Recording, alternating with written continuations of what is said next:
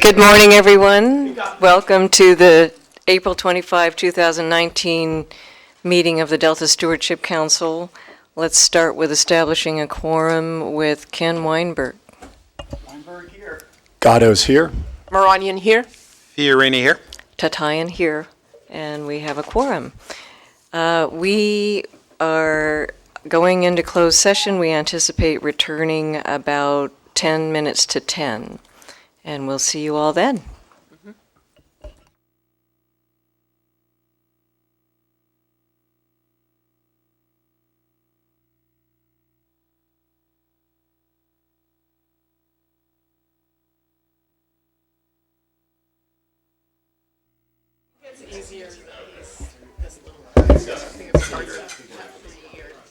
Okay, thank you for your patience, everyone. We are reconvening from closed session. No action was taken during closed session.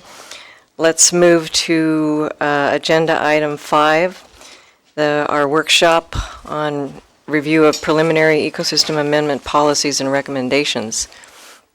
Jessica Law will be leading the discussion, and what we're looking from council members, we're looking to get your feedback on the options and approaches to amending the policies and recommendations in Chapter 4. So, Jessica, take it away.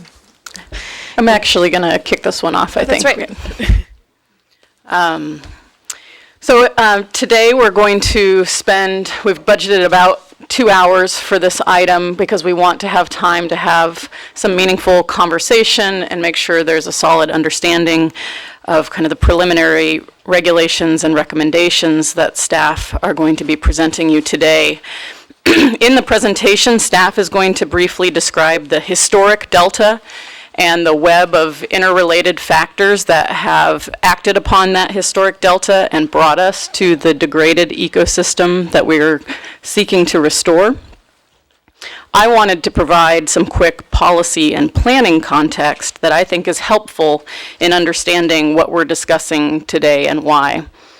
When the original Delta Plan, including its Chapter 4 ecosystem regulations and recommendations, were adopted in 2013, the administration at that time planned to pursue a major habitat conservation plan that would have included nearly 100,000 acres of habitat restoration and a range of other what they called conservation actions or conservation measures, which would have included predation and non-native species suppression, for example.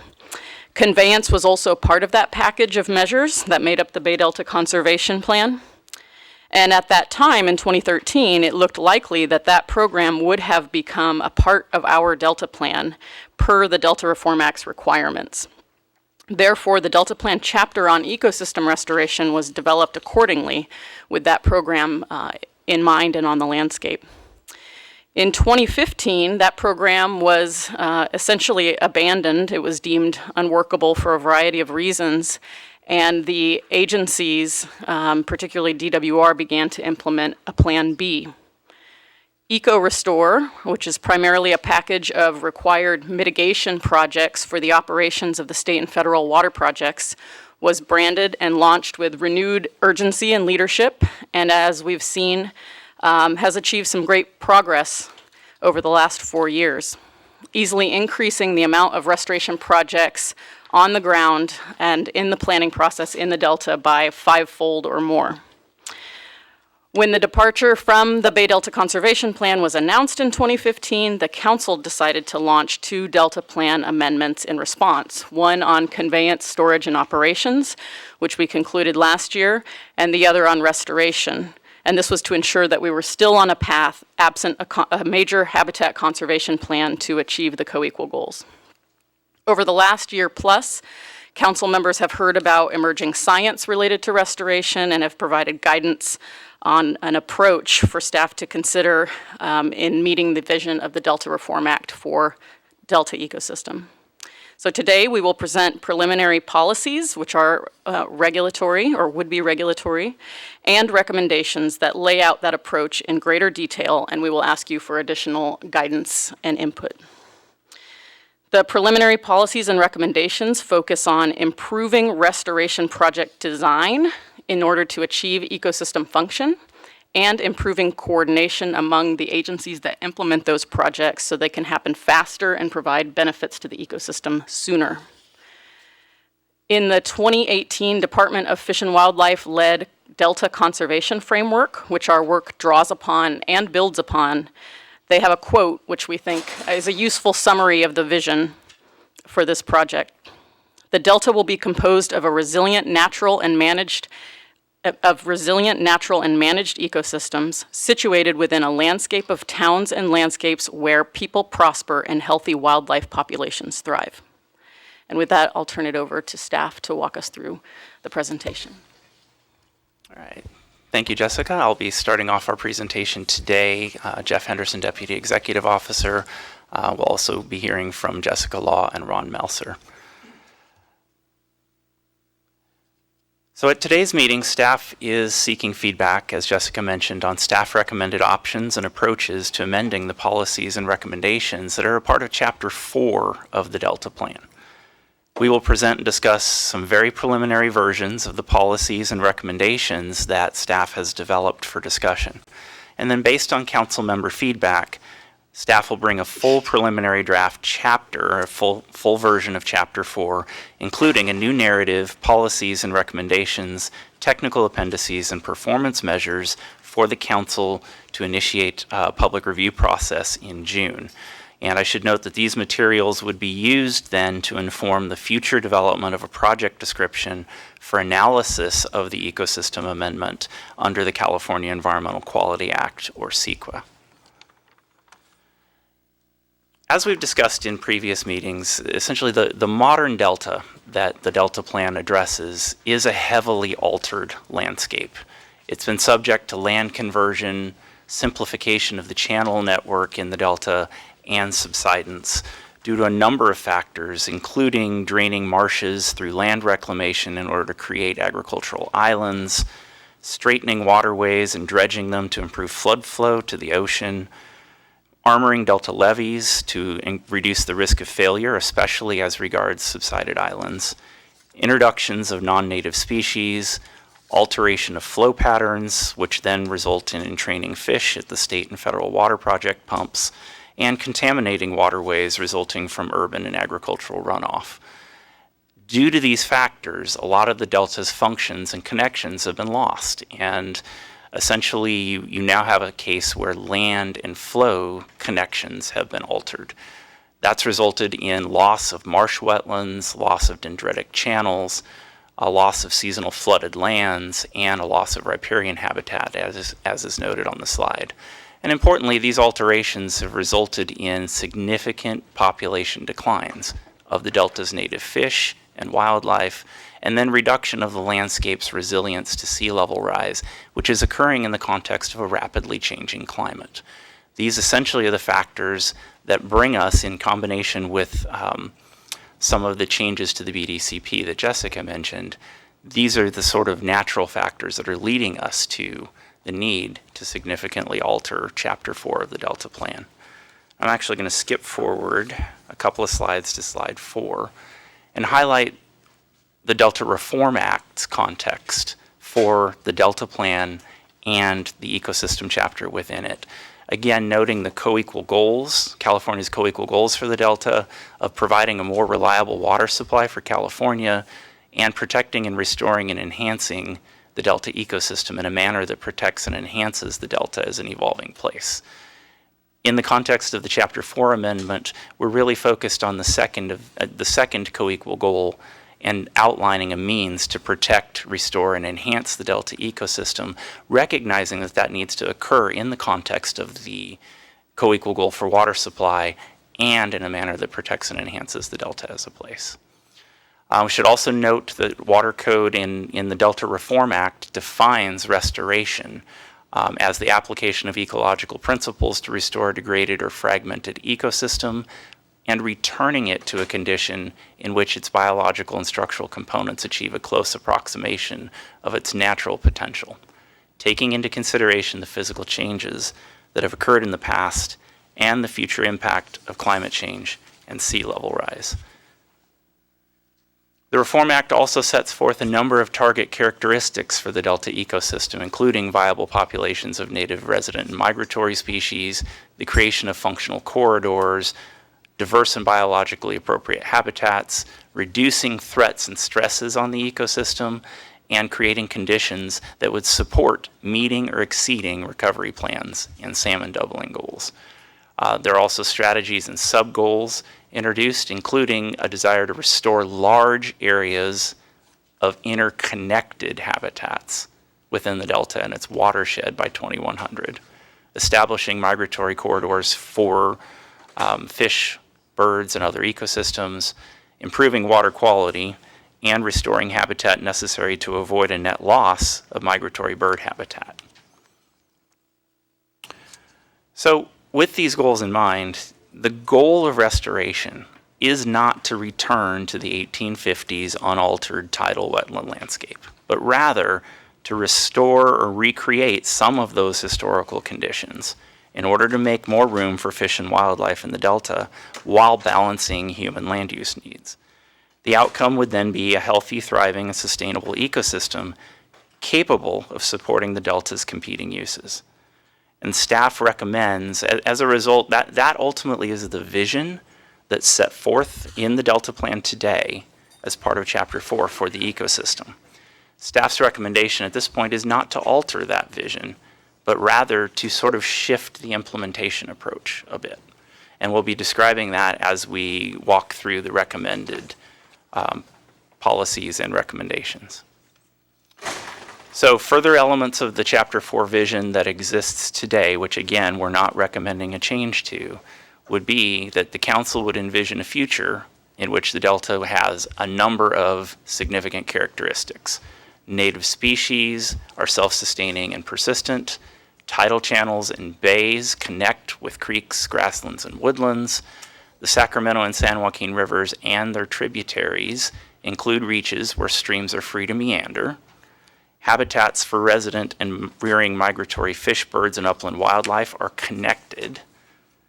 More natural variations in water flows and conditions make aquatic habitats, marshes, and floodplains more dynamic.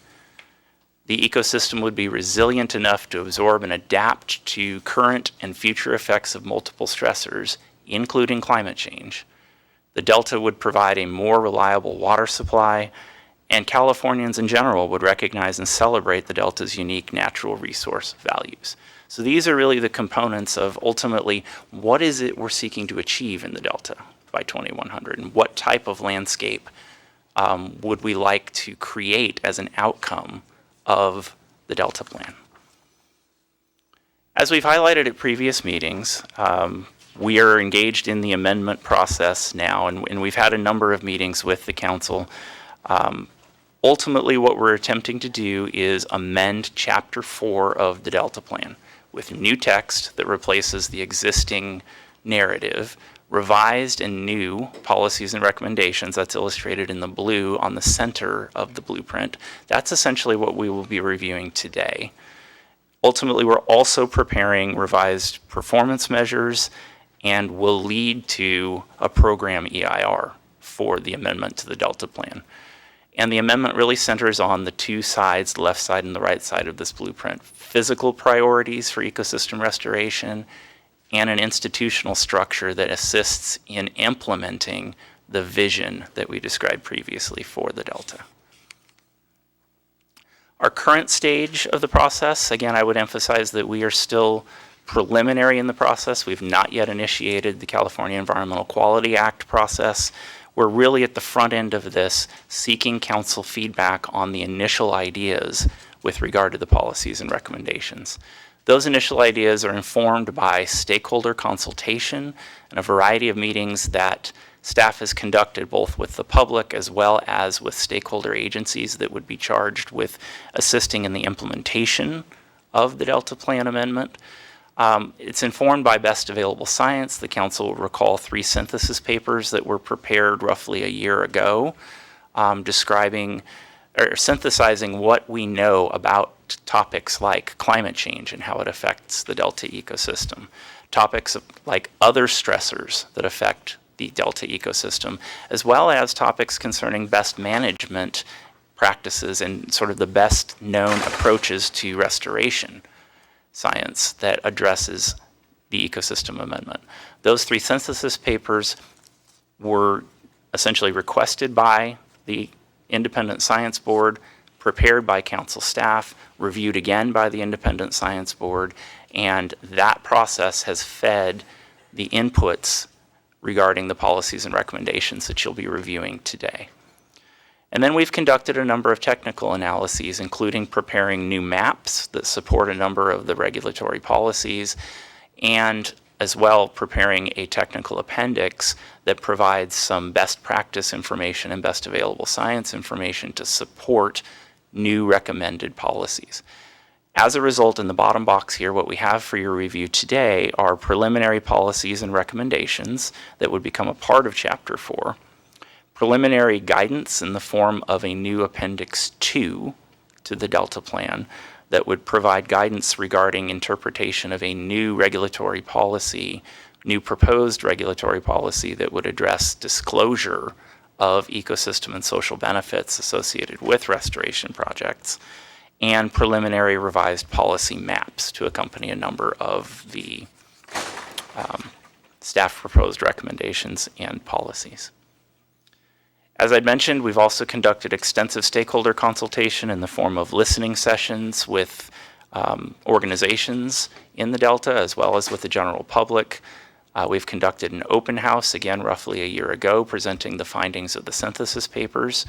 We've conducted numerous briefings and outreach with other state agencies and local agencies. There have been interagency committee meetings, and this has been the topic of discussion at multiple DPIC meetings. We've also conducted numerous council meetings presenting preliminary portions of this information proceeding today. I'd mentioned previously the best available science considerations and the preparation a year ago of papers addressing climate stressors, other stressors on the Delta ecosystem, and protection and restoration practices that have informed the development of the policies and recommendations that are before you today. Jeff, maybe it makes sense to pause there and see if there are questions or from Absolutely. the council.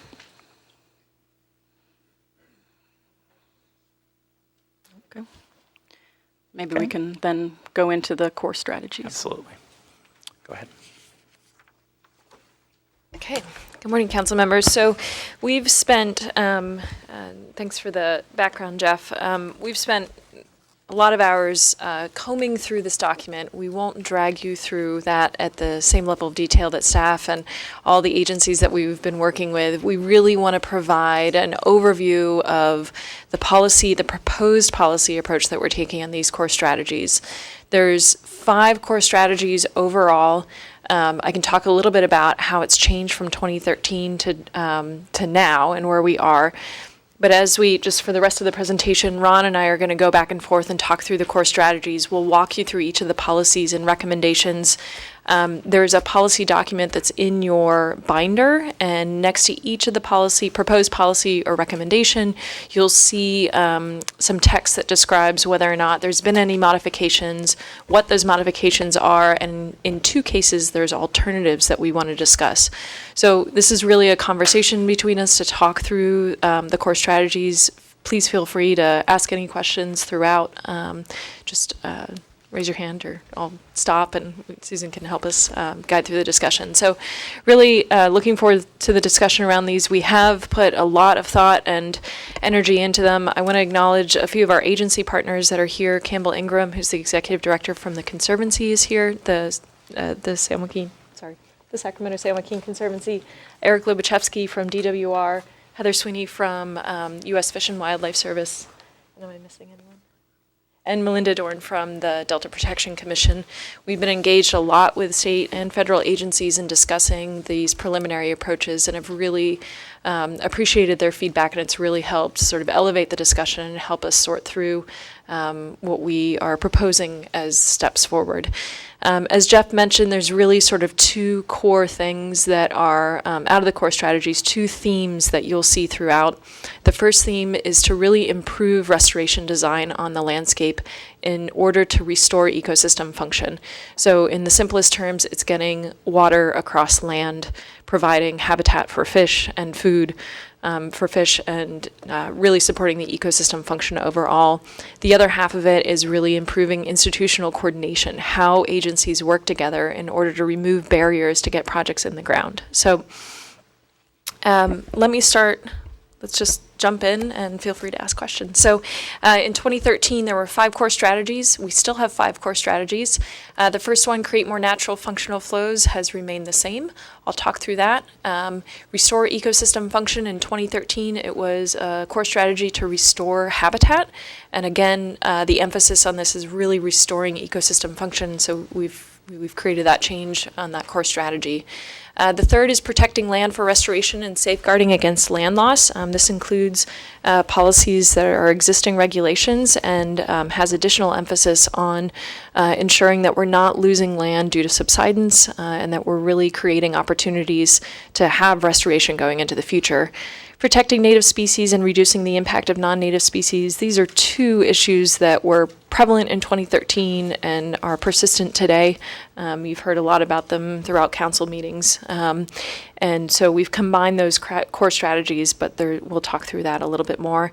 And then the 5th core strategy, improving institutional coordination to support implementation. If any of you tuned into the DPIC meeting on April 8th, we had a really good discussion about improving institutional coordination, and we'll talk more through that. Again, that's one of the major themes. So with that, feel free to ask any questions throughout. Core strategy 1, so this really remains the same. The State Water Resources Control Board is currently working on an update to the Bay Delta Water Quality Control Plan. As a part of that, we've identified that yes, flows into and throughout of the Delta are highly altered. These altered flows create stress on native species and strain the ecosystem. The problem statement is still the same. And generally, the core strategy here is that flows need to be allocated more closely to resemble natural volume, timing, frequency, inundation, and that we need to sort of move forward in adaptively managing flows. The policy delta flows objectives has stayed the same. It has not been modified. We have modified ERR1, which is to update the delta flow objectives. The modifications here is to take out a deadline on State Water Resources Control Board updates and instead to reflect that the recommendation is that they maintain a regular schedule of updates and that they are addressing climate change in those updates. In addition, that the Delta Science Program is available and can help support the State Water Resources Control Board on matters of adaptive management and best available science. Any questions on that? I don't have a question, Jessica. I just want to point out to the folks tuning into the webcast that in attachment 1, it's titled Proposed and Alternative Chapter 4 Policies and Recommendations. You can follow along with the changes that Jessica's explaining. Mm-hmm. Looks like Ken has a question. Yes, thank you, Madam Chair. Jessica, maybe you can explain what adaptively managing flows means, or unless you're going to get into that in more detail, but that the flow requirements mm-hmm. and then applying adaptive management to that, is that based on what? I'm going to let Jeff or Ron answer that. And this pertains to the context of our covered actions. So let me let Jeff explain the regulatory context, and then we can talk a little bit more about flows and adaptive management in the plan. Okay. So again, the regulatory context of this policy, and I just want to highlight very briefly as part of the response, the difference between a policy and a recommendation in the Delta plan. When we see numbers that are essentially like ERP 1, 2, or 3, those would be regulatory policies that covered actions would need to demonstrate consistency with in order to demonstrate consistency with the Delta plan. When we see something that is a recommendation or an ERR 1, 2, or 3, these are recommendations. They're adopted as part of the Delta Plan that are providing guidance for other agencies to assist in implementation of the objectives of the Delta Plan. They're not regulatory. And so I think that's an important distinction just as context for the overall presentation. To Councilmember Weinberg's question, regarding policy ERP1, this is essentially a regulatory policy that a covered action needs to demonstrate how it has considered the flow objectives established in the Bay Delta Water Quality Control Plan or a subsequent amendment to that plan addressed by the State Water Resources Control Board, how those criteria have been addressed in the design of its project. So that's essentially the role there. Now, ultimately, what this policy does is that it dictates that the functional flows that we're seeking as part of the Delta Plan are those as defined by the Water Board. Does that help? Well, that part, I think it's good to make sure that we're clear on that. My other question was really, we say a core strategy is to adaptively manage those flows, and what do we mean by that? Yeah. One is Well, a it means regulatory applying the council's adaptive management process. cycle to that regulatory process. So making sure that the state board isn't setting flows and forgetting flows, and that there is a very clear and formal process with articulated goals and a monitoring program and a science program that is then looking at whether the flows they're setting are achieving the targets that they hope to achieve, and if not, then to review that regularly enough that adjustments can be made accordingly.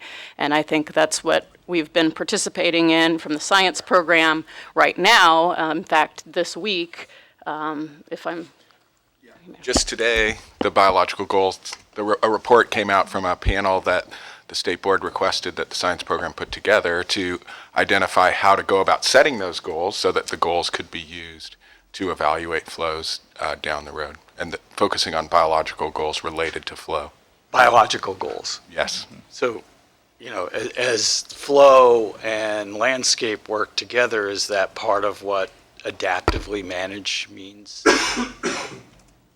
Yes, they will be considering the mix of those. So this is directed at the State Water Board? Or This particular recommendation, I would say, yes. okay, no, thank you. Any other questions? I don't want to get off track here, but, and I really don't, maybe we just move ahead with this core strategies and such.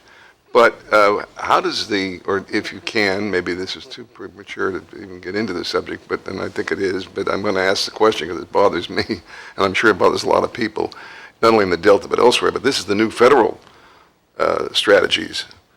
How would they affect, if you can tell me, or is it, maybe it's too, as I said, premature, but how would it affect these flow objectives that we're talking about now? I mean, do you have any, we talked about that on the staff level, and what is that going to do to this core strategy number 2? Are you referring to the reconsultation of biological opinions? Yeah, I'm referring to the reclamation and the change in federal strategy with respect to the flows, and I just wonder if that's something that's taken into account, or are we kind of on a different track, kind of going side by side, or is there conflict here?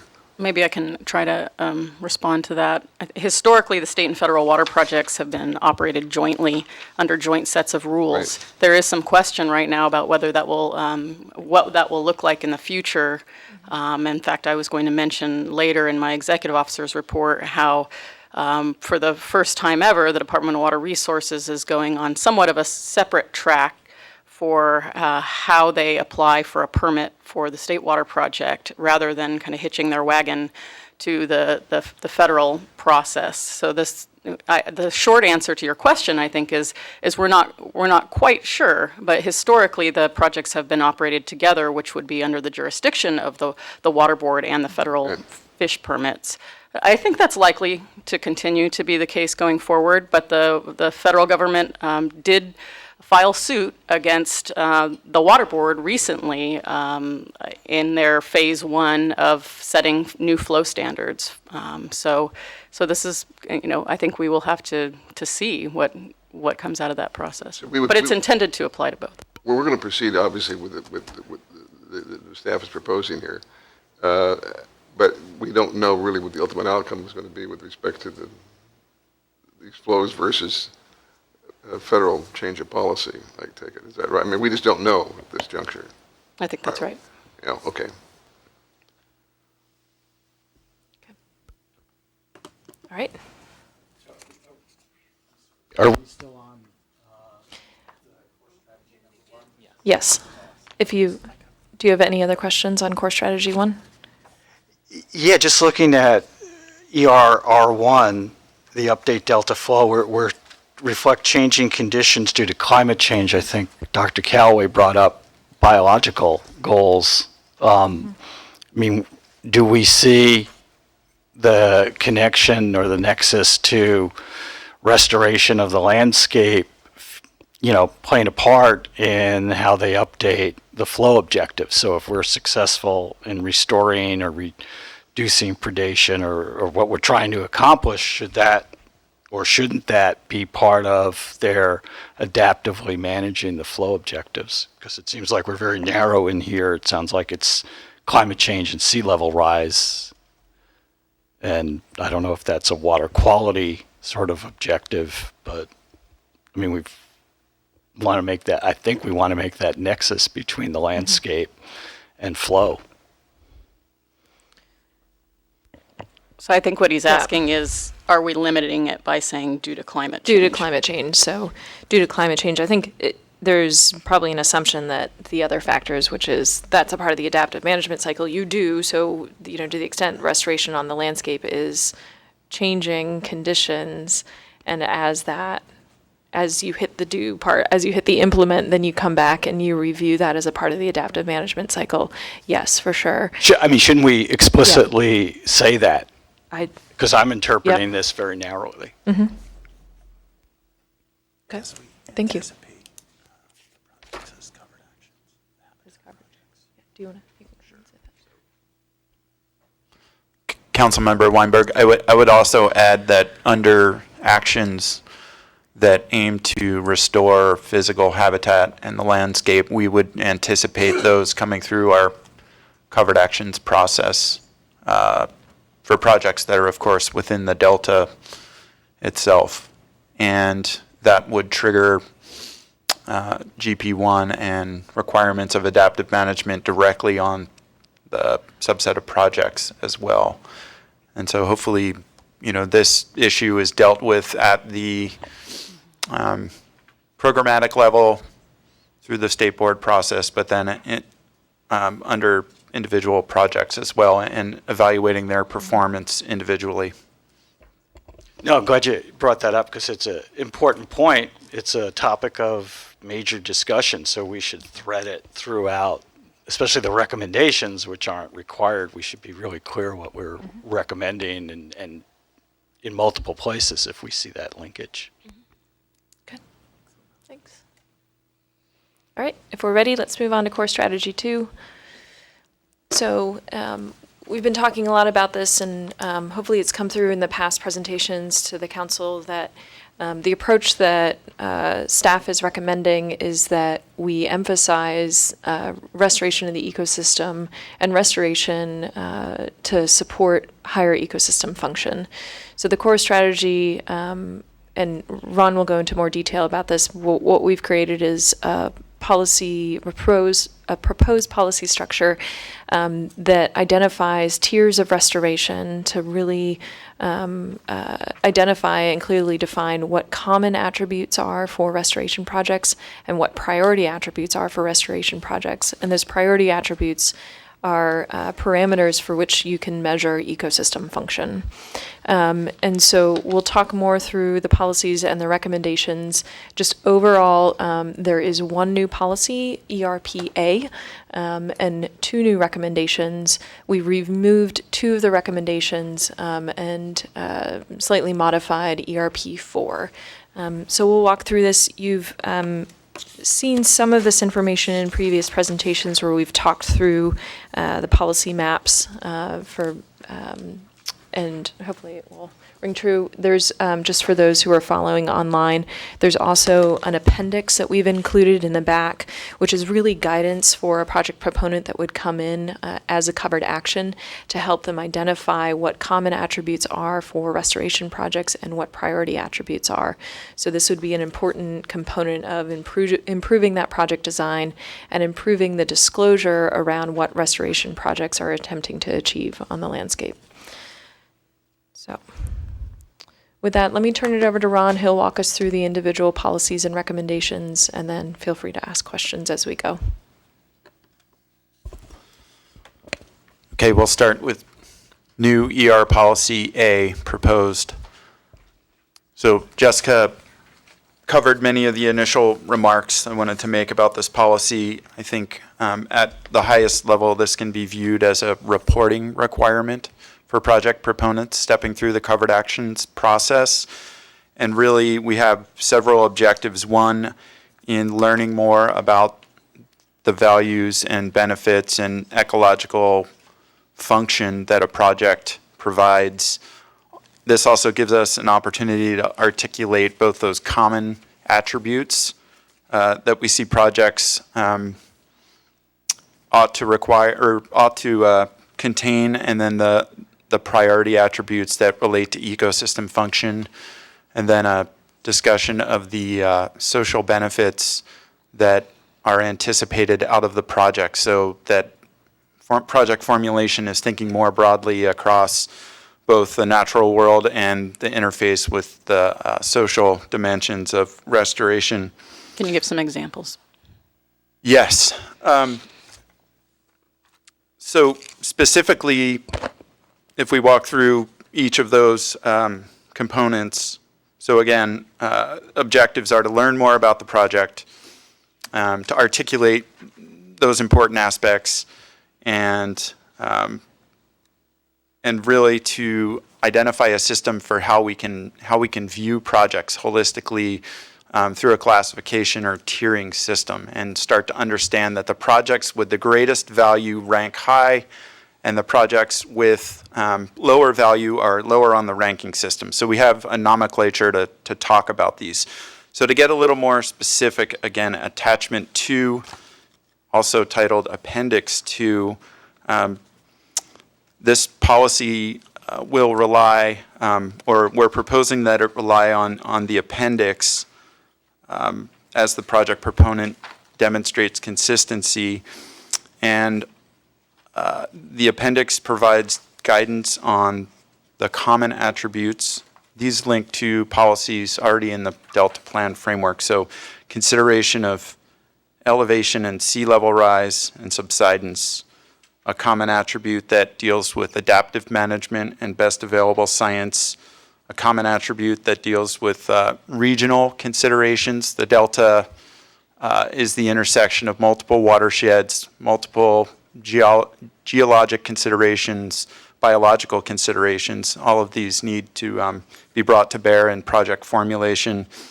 And then a common attribute 4 that as projects are formulated and implemented, that neighboring landowners are part of the equation and are considered. And we reach out to the Good Neighbor Policy checklist in this appendix and ask that project proponents consider that as a guiding document in formulation of projects.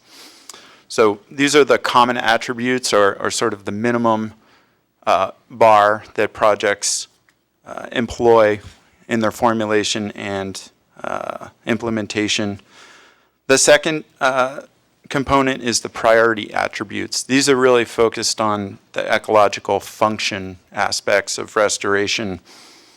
Priority attribute number 1 is restoring hydrological, geomorphic, and biological processes. Priority attribute 2 being large scale. Attribute 3, improving connectivity. Attribute 4, increasing native vegetation cover. And attribute 5, contributing to the recovery of at-risk natural communities or species. And for each of these, the appendix walks out what thresholds and provides guidance on what each of those attributes ought to look like given the different types of ecosystem that are biologically relevant in the delta. The third component is the social benefits disclosure, and this is organized by benefits theme, and we're really asking project proponents or proposing to ask that they consider cultural values, human health and well-being, environmental justice, recreation and human use, community benefits, ecosystem valuation, and resource conservation and agriculture. At the end of the presentation, we have an example project where we'll walk through each of these specifically, so hopefully that's helpful in demonstrating how this would work. And the last that I'll step through is the tiering system. It's really predicated on the priority attributes. And so projects that meet all of the priority attributes, the process-based restoration, scale, connectivity, native vegetation cover, and the at-risk species are considered a Tier 1 project. And as each of those drop off, so some projects will not be able to reconnect river systems to floodplains. They may be large scale, improve connectivity, and reestablish native vegetation, but they don't get that land-water connection aspect. Then they are bumped down to a Tier 2 and so on, all the way down to Tier 4. And so this helps us, again, at a higher level, understand the contributions that projects are making, summarized in a simple tier. And for each of those tiers, there's a rule set spelled out in the appendix. Questions? Oh, do you want to add? Yeah, I just wanted to add some context around this too. We've had, in all of our conversations about this policy, there's questions that have come up about, is this too high of a bar to be setting for restoration projects? You know, are we asking, how much are we changing sort of status quo, and how much are we moving current implementation of projects? And I think the context around that is that if you think about all the restoration projects that are in the ground right now, whether those are eco-restore projects or Prop 1 projects, there is, within the mix of those projects, there are existing projects that are Tier 1 projects. There are existing projects that are Tier 2. There are existing projects that are Tier 3 and Tier 4. And right now, probably the weight and the bulk of those projects are more on the Tier 3 and Tier 4 side, but there are really good Tier 1 and Tier 2 projects. What we're aiming for with this policy is, this proposed policy, is to move more towards, more Tier 1 and Tier 2 tier projects, and to really create disclosure and information about how many projects are being put in the ground in these different tiers and categories. And just to create language and common definition around it. I think the other thing that you see in this is that there's an aspect, we're really emphasizing the aspect of social benefit. And we've talked about this before in community workshops, where from our perspective, restoration is not a zero-sum game.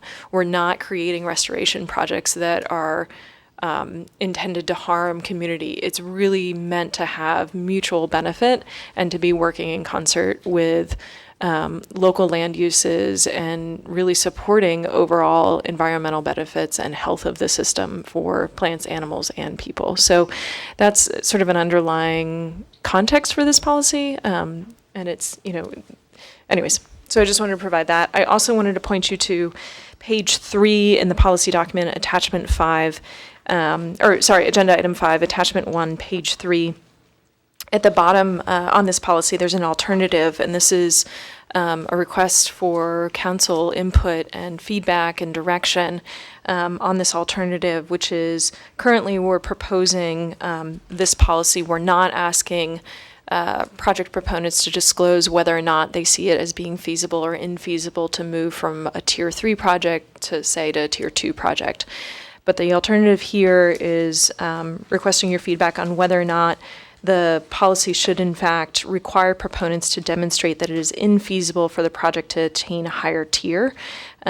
Feasible in this context means capable of being accomplished in a successful manner within a reasonable period of time, taking into account economic, environmental, legal, social, and technological factors. So we have a couple of folks wanting to ask questions. Oscar and then Maria. Okay. Well, thank you, Madam Chair, and thank you, Jessica, for sort of teeing up what I think will become my question in terms of just sort of the compatibility of the local land uses and sort of the social economic aspects of implementation of the restoration projects. And so, but I think I want to go back, if I could, Ron, to your comment. You mentioned the Good Neighbor Checklist as an element being suggested or should be considered as part of the restoration projects for those that are adjacent to agricultural land uses. And I say that in part because so much of the stressors that are already being placed on ag throughout the Delta are challenging enough. And so I wondered if in your recommendation it says, and I think, and this is a follow-up as a result of some comments provided by the Delta Protection Commission regarding the compatibility of restoration projects with adjacent ag uses. And that is, so is the checklist something that is sort of considered or should be looked at, or should there be language that's more specific about requiring it to be used? And if it's not being used, then rationale or justification for why it isn't, because my understanding is that that's a pretty thorough checklist that provides a lot of benefits. And so I just wondered if you could expand on your comment, because you said, I think you used the term should be considered, or to that. Yeah, so concisely, it is a recommendation as a pathway to meet this common attribute in the appendix. And then you will also see it in a few slides within the policy framework as a recommendation that project proponents use it when formulating and implementing restoration.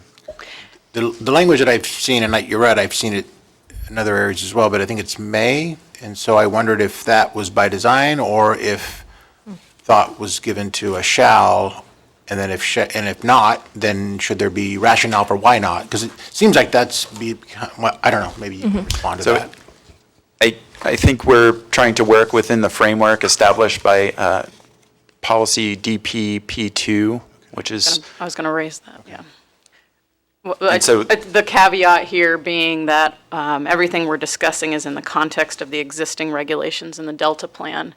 So it may be useful to talk about what our DPP2, Delta's Place Regulation 2, already requires with that regard. Okay. And then making sure that this is compatible, excuse me, compatible or a component of it. Got it. Yeah. Okay. Does that answer your question? It does, Oscar? yeah, Okay. thank you. Maria? Yeah, just conceptually trying to sort through of policies and recommendations, and some of the recommendations become policies later on or not. So on page 17, there is this whole exempting the levies from the Army Corps of Engineers Vegetation Policy. That is like such a humongous thing. I mean, considering how rigid Army Corps' ways of doing things are and policies. I'm just trying to see what is the process that we go through. Would this stay as a wish list, or then we have to really actually deal with them?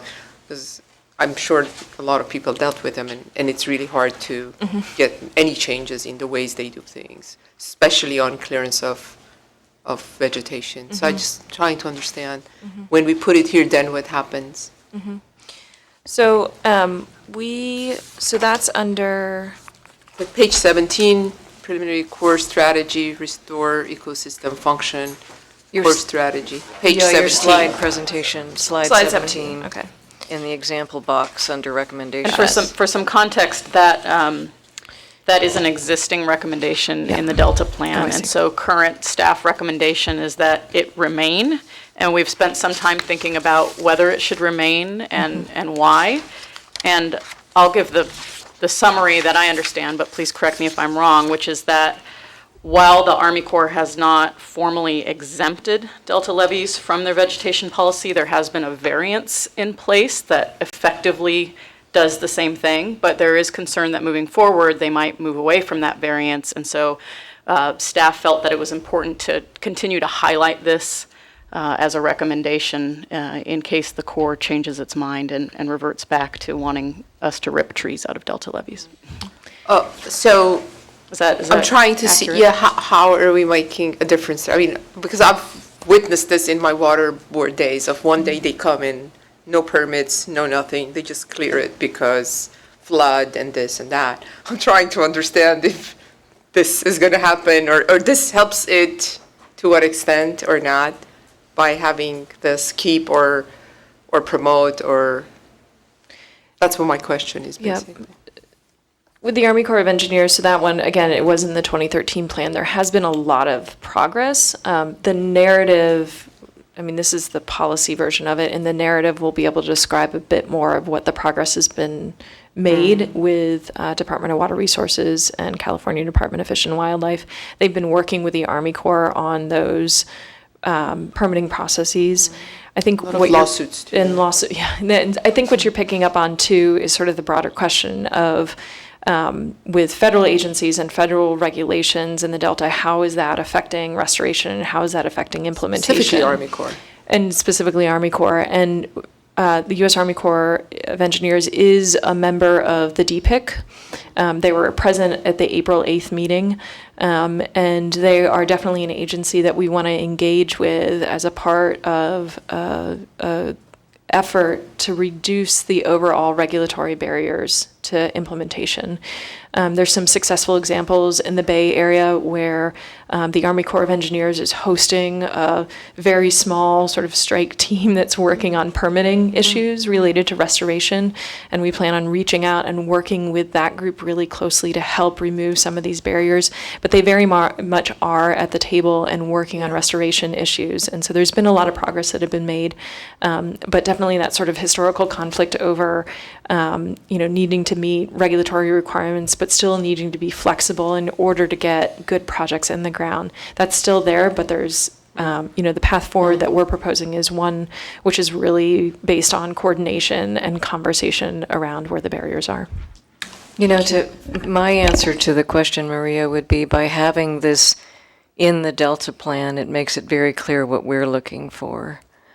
And that's the starting point for any discussions is we're very clear what we're wanting. And the Corps actually at the DPIC meeting said that ecosystem is one of its purviews. So they're taking it seriously. I mean, this vegetation on levee policy discussion has been going on since 2007. And at first they were unwilling to give California any kind of variance. But after a couple of science workshops and a lot of folks speaking up and Department of Water Resources demonstrating and showing that there hasn't been one levee failed because of a tree. The needle is moving, but I think the difference we make is it's documented where we stand, and we just keep. Sure, I'm for being documented here. I want to know what the next steps are. The next step. It's not, it should be documented, but I've witnessed a lot of times on things that are documented and Army Corps just has their own way of doing things because they're protecting the waters of the U.S. and they decide what is a flood risk and a lot of things they don't go following the permits. And so I'm glad to hear that there is dialogue. I'm glad that it should continue because we might as well totally, miss this one point. And after, so I'm saying just by putting it here, we're probably not going to do much if we don't continuously bring them to the table. Campbell.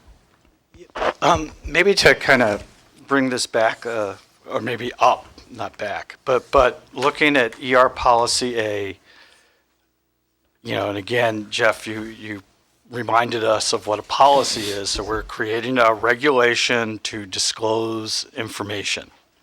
And so,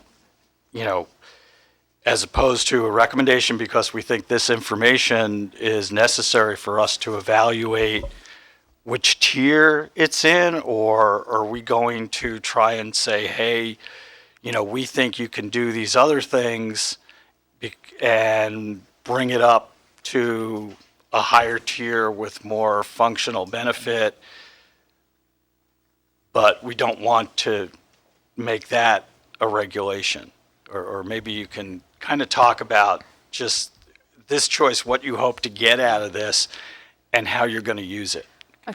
If I may start off, I think part of this gets at the tension of how can we use the council's authority to improve outcomes on the ground for the ecosystem through our regulations and our recommendations without becoming a barrier.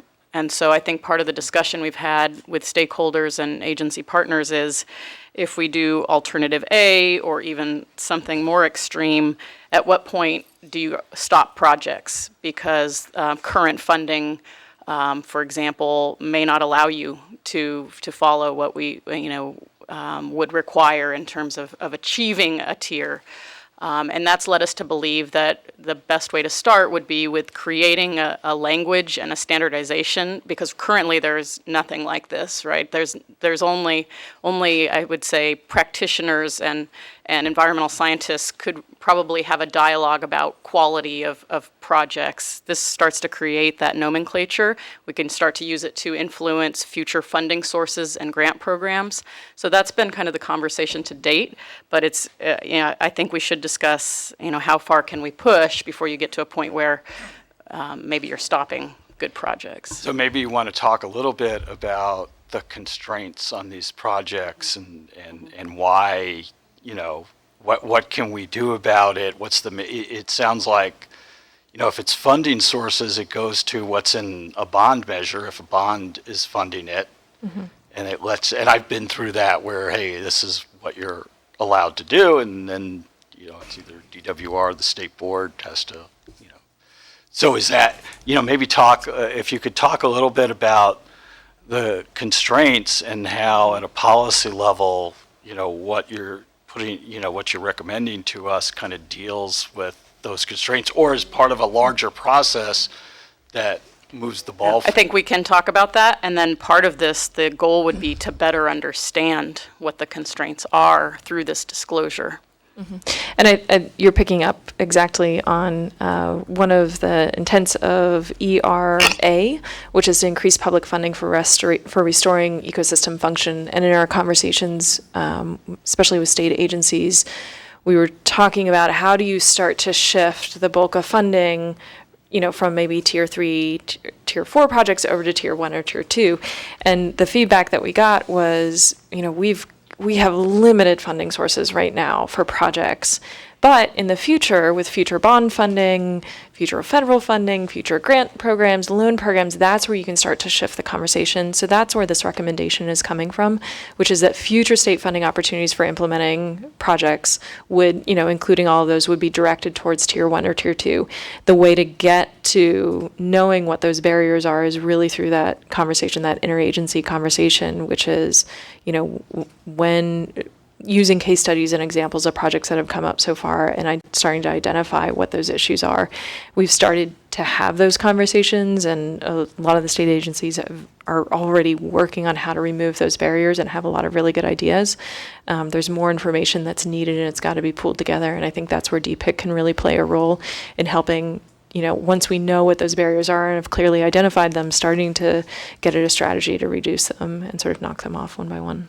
So, maybe one thing is we have to recognize we don't have the narrative in front of us where it talks about all of those types of things, which I would assume it will. So, that's sort of the context of, hey, what I'm hearing is we need this information. It's a regulation because we just have to have it, or else we can't address constraints, which funding is one of them. There's others. Mm-hmm. Maybe you can talk about that. And, and then there, kind of, I think following up on Maria's comment on the core, it's like, okay, what do we do to have those conversations? Is it a policy goal to get more tier ones and tier twos, how do you free up the money? How do you get the agencies to support that? What other types of, assistance or we need to do that? So seems like there's a larger context here of, as you go through this Yes. stuff. I would say bottom line is Tier 1 and Tier 2 are big, expensive, and require a lot of collaboration. And can we achieve the co-equal goal of ecosystem restoration without more tier 1 and tier 2 projects? We think not, yeah. Okay, that's important. Right. I mean, I think at a higher level even, this is a way of linking what we learned in the science synthesis papers and what best available science is saying is important for achieving the co-equal goals requires the types of projects that Jessica's indicating. This gives us a system to essentially illuminate or daylight where different types of projects fall on that spectrum.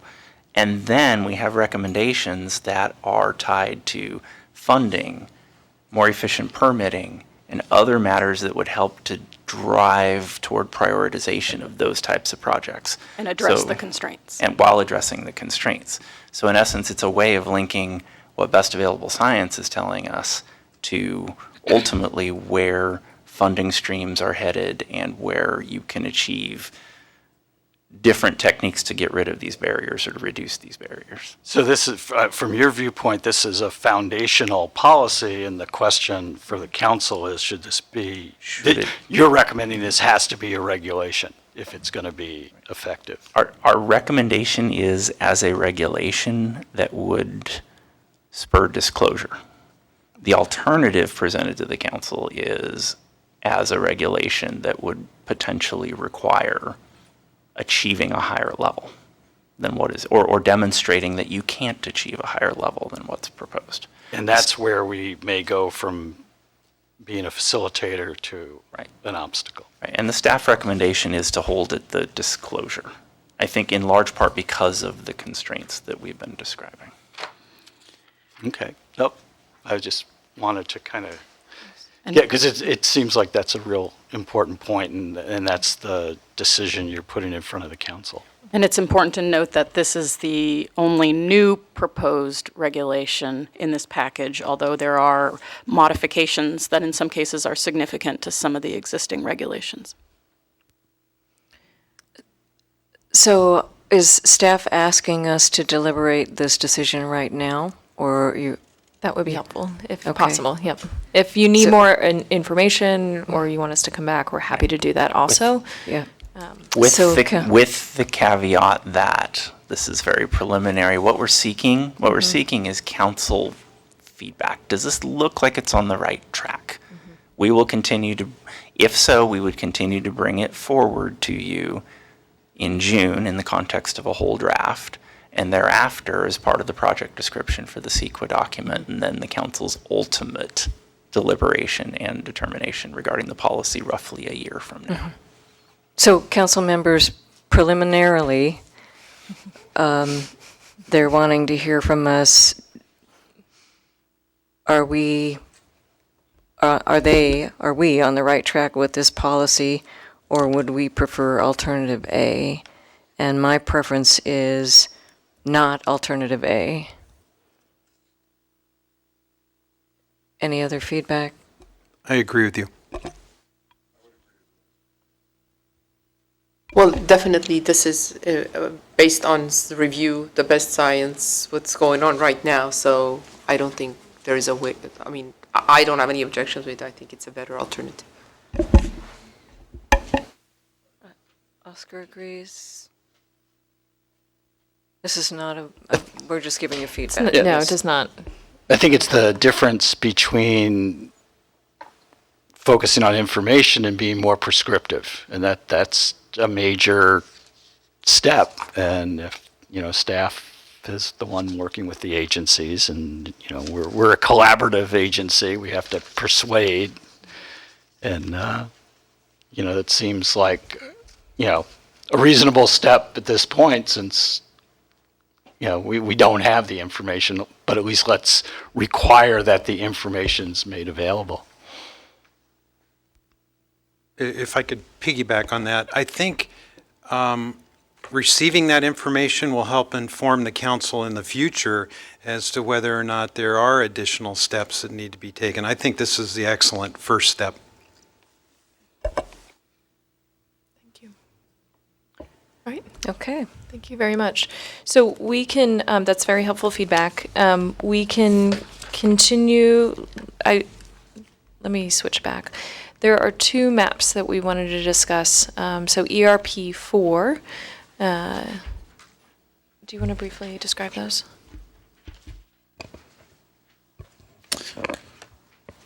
So ERP4 is an existing policy from the 2013 Delta Plan, expand floodplains and riparian habitats in levee projects.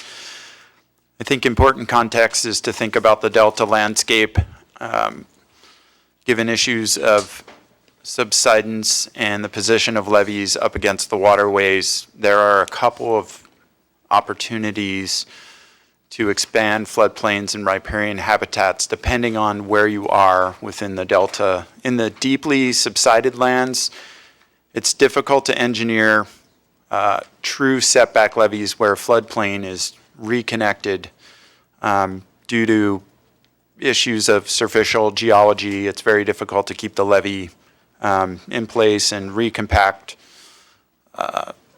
the soils.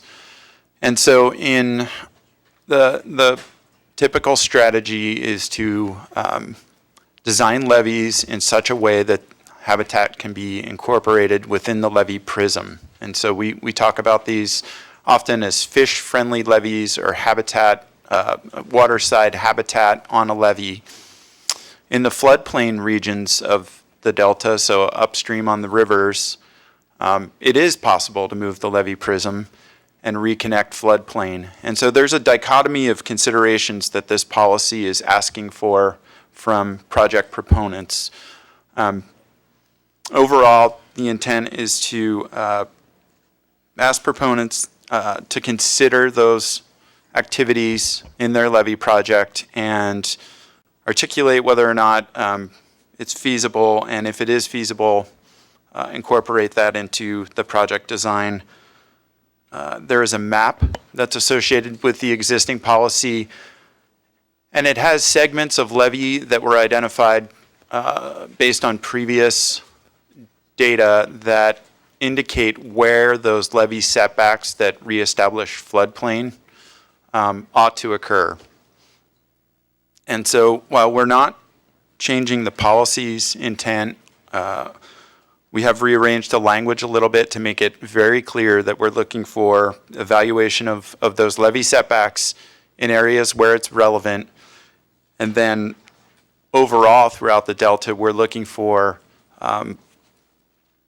evaluation of the opportunity to incorporate habitat in the levee prism itself. I guess another way of thinking about this is we're asking projects to take a multi-benefit lens on their levee work. So, And that there are certain areas where setback levees could really have benefit, and to the extent you're doing a flood project there, make sure you're evaluating whether it could be a setback levee. Mm-hmm.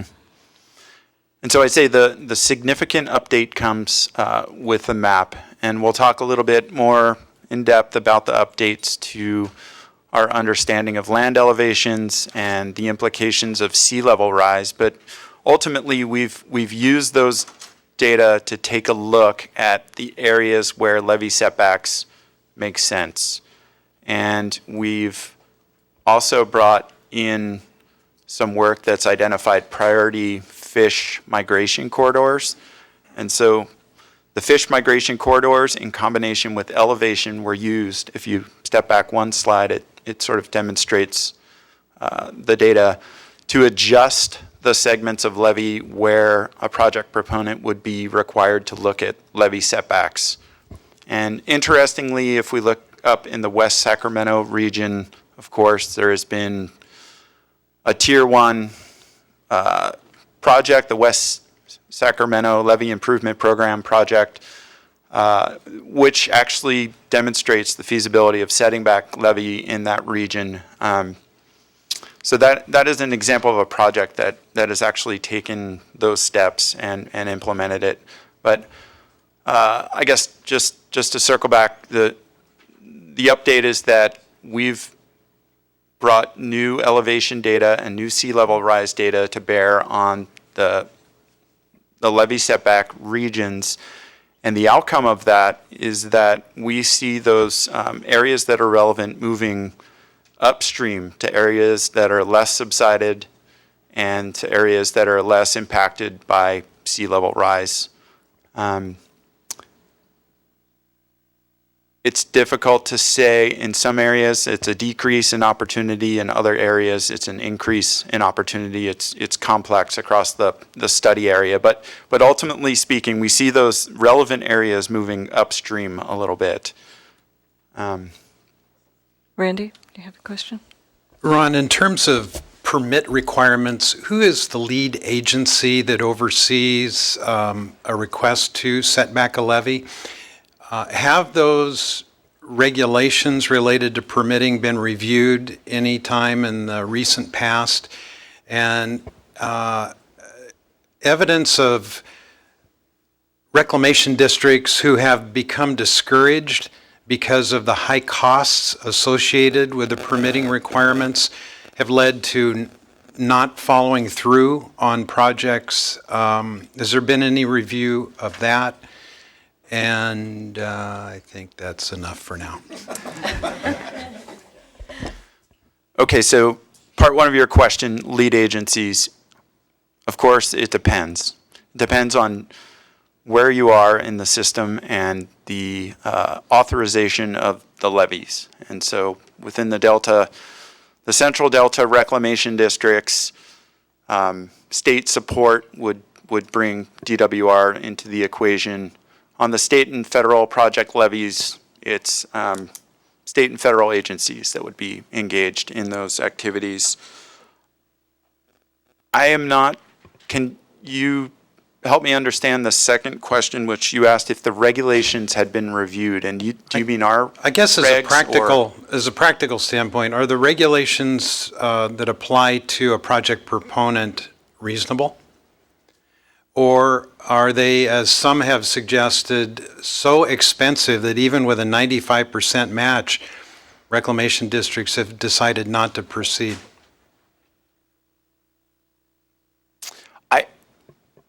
I guess my mind goes to several examples on the landscape where we've effectively set back levees. And so I don't think there is an end-all impediment to doing these types of improvements on the landscape. The Bear River, the Feather River, some work in the San Joaquin, the West Sac Levee Improvement Project. There are multiple examples of this moving forward. As we talked about with the Tier 1 and Tier 2 projects, and I'm not sure I could restate Jessica's sort of bottom line, but they're big and expensive and they take a lot of collaboration. And that's really, it's that leadership and collaboration in combination with pursuit of multiple funding sources that's really required to make those happen on the landscape. I guess what I've heard is more of a monetary cost issue, and I'll be happy to discuss those with you offline and see if there's anything that needs to be looked into. And so the projects that I mentioned are state, federal projects. They garner, support through state programs aimed at supporting our assurances to the U.S. Army Corps of Engineers. I think it is a different situation, and maybe you're referring to within the Delta, where these are local levies, and we are hopeful that through the disclosure policy, ERPA, that we would, again, garner information on those challenges and start to better understand how we can step through those barriers. In the interest of time, maybe it's a good time now to kind of check in and see whether there are any questions about the proposed map revision. And then also maybe for ERRA and ERRB, the Good Neighbor Checklist and the public funding, which both get at kind of constraints that we've identified. Do we need to spend more time on those, or should we move forward to core strategies 3, 4, and 5? Still have some questions on 2. Just to understand this, because ever since I've been on the council, I've been hearing about how important setback levies are. So the number of levy projects, is it significant in terms of, being able to, that we envision projects that will come in where strategically we'd want to see setback levies? And who's doing those projects? So within the Delta, thinking about the fish-friendly levee projects, they're probably the most abundant set of actions that we do on the landscape. Reclamation districts with support from the Department of Water Resources are undertaking those projects. The larger setbacks and opportunities to see those improvements are fewer and far between. Paradise Cut may be the next large-scale project on the map for the system. Okay, and so Randy, your comment about the cost of the permitting, is that sort of on the conditions that are being imposed on the local recommend? So just sort of structurally and all that kind of thing. What I don't have a feel for, we haven't talked about, because this seems to have been a stressed point for quite some time, is what's that, if you're coming in with a levy project, what's the incremental cost in, per mile or something to make that levy a setback levy? And especially if there's state agencies and they're being funded through bond measures or general fund monies, that seems like, hey, well, make a commitment if you're doing a levy to doing a setback levy. But no feel for what the incremental cost is. I probably couldn't speak to that offhand. No, I'd need to look at those numbers, but it's not insignificant. And that's why the current regulation places this emphasis on the feasibility. There is a nexus here with the Army Corps vegetation on levees discussion, and there are programs that are aimed at building our capacity to offset the environmental impacts of those projects through mitigation lands that are set aside through restoration. And so part of this is ensuring that those programs are well supported and well positioned to continue to work on that. So the subventions program at Department of Water Resources, part of their activities involve restoring the types of habitats that are impacted through levee work, and that is one pathway to address some of the requirements I think that Councilmember Fiorini is referring to. Oscar is offering some insights, I think. Yeah, I don't know, certainly the cost for the setback component that you're mentioning, and this is just one project that you referenced, so I figured I might just bring up the numbers, but for that 2.8 mile stretch of the setback levee in West Sacramento, and albeit the benefits are going to be amazing as time goes on, but the fact is that ran around over $50 million per mile. Just that incremental cost or the total? The total. The total. So it's not, it's really it's significant. worth noting that, it is expensive, and that's huge for areas that aren't able to generate the local share of the match that's required now, which is increasing each year. The match component years ago was very different. Now, locally, you're obligated, you're on the hook for a significant percentage, so it's not insignificant. Judge? No, microphone, thank you. I'm sorry? What is the cost to the local cost that is assessed to? Of that 55 million per mile? Goodness, I'd have to look at the numbers. I think they were very different than what we proposed when we started down this path 10 years ago with all the environmental work. I'd have to look. I can't, but our local, the local cost share went up quite a bit. from what it was projected to be when we started. But I don't have those numbers exactly. Given that number that we just heard, I mean, I can understand that's going to be very difficult to achieve in other more rural environments. Well, as an example, I'm aware of one island in the Delta that had a levee repair project that was in an area where a setback levee would have been ideal. The 50% subventions share for repairing the levee, the owner's contribution would have been significantly less, and ultimately was, than the 5% match they would have had to have made for the setback levee. And that's... Yeah, so sometimes it makes no So, words. local reclamation district, and you've heard representatives come here and talk about the $50, $60 an acre assessments. It makes, at the cost of setback levies, it makes it almost impossible for a Delta levee reclamation district to do anything other than maintain the levees in the location that they're in. So one of the things to keep in mind long-term is, in the long run, where you can do a setback levy, the maintenance costs are reduced. Another thing to keep in mind is if your setback levy project is more than a setback levy project. So, for example, the Hamilton City Flood Damage Reduction and Ecosystem Restoration Project was able to actually get more funding and penciled out because of the ecosystem restoration component. And I'm proud to say it won an award last night.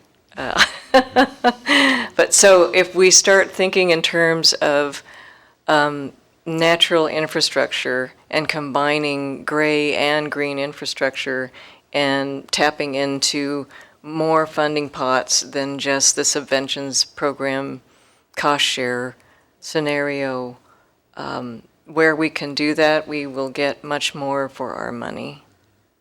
So just something to keep in mind that, yes, the upfront cost, if it's solely on the shoulders of the reclamation district, is daunting. But if we can pull together and make these projects multiple benefit projects, I think we would see more setback levy projects. This is in a spirit of bringing in more funding because more agencies come into play. Absolutely. And who would they be usually that would ask for setback levies? I mean, who would be the agencies that would be interested in joining in? Well, it depends, so far, proposition funding has helped with these projects, so depending on the project and depending on the set of benefits gained and how many multiple benefits you have, I imagine that would influence the mix of agencies. Yeah, but would be a combination of agencies and environmental groups, maybe? Or- And so if I can clarify though, but the project that was referenced in the 2.8 miles, that's for 200-year protection, so that's a bit more than what I think is expected and pursued by municipalities that are looking for some degree of protection, usually around that 100-year level, so. That's a super helpful clarification, and the policy is split because of that difference in the level of investment in each of those activities between setbacks and these fish-friendly augmentations to the levee Right. prism. And the multi-benefit component that goes a long way as well, so yeah. Okay. Did we answer your question about Yeah, just given limited time? Just checking in on whether we're ready to move forward with the strategies 3, 4, and 5, or whether there's anything else in this section that needs further discussion. Good.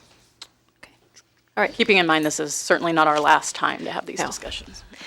And I think on core strategy 5 too, that conversation will address many of the things that are coming up as we go through. So, okay, core strategy 3, protect land for restoration and safeguard against land loss. So we've been talking at council meetings about sea level rise and the implications on restoration and the opportunities for restoration. And Ron can can walk us through those maps. But with continued climate change and sea level rising, there are fewer opportunities for restoration moving forward that could be where you have land that could be restored at appropriate intertidal elevations. And I think one thing to keep in mind with this is that we are looking out into the future. We're looking out at 2030, 2050.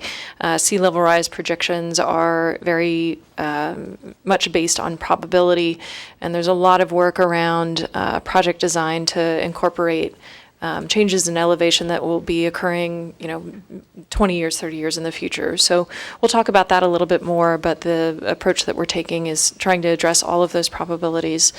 And then also, part of this core strategy is really protecting opportunities for restoration, and then adding funding and actions to help halt and reverse subsidence. At the last council meeting, Campbell Ingram came and talked about some of the subsidence reversal work that the Conservancy is doing right now, and that's a really important component of that. So we can talk through those recommendations about how to create funding sources, market-based funding sources to reverse subsidence, and then also funding sources to reverse subsidence where there's also restoration benefit. So with that, let me turn it over to Ron and have him walk through the updates to the two maps.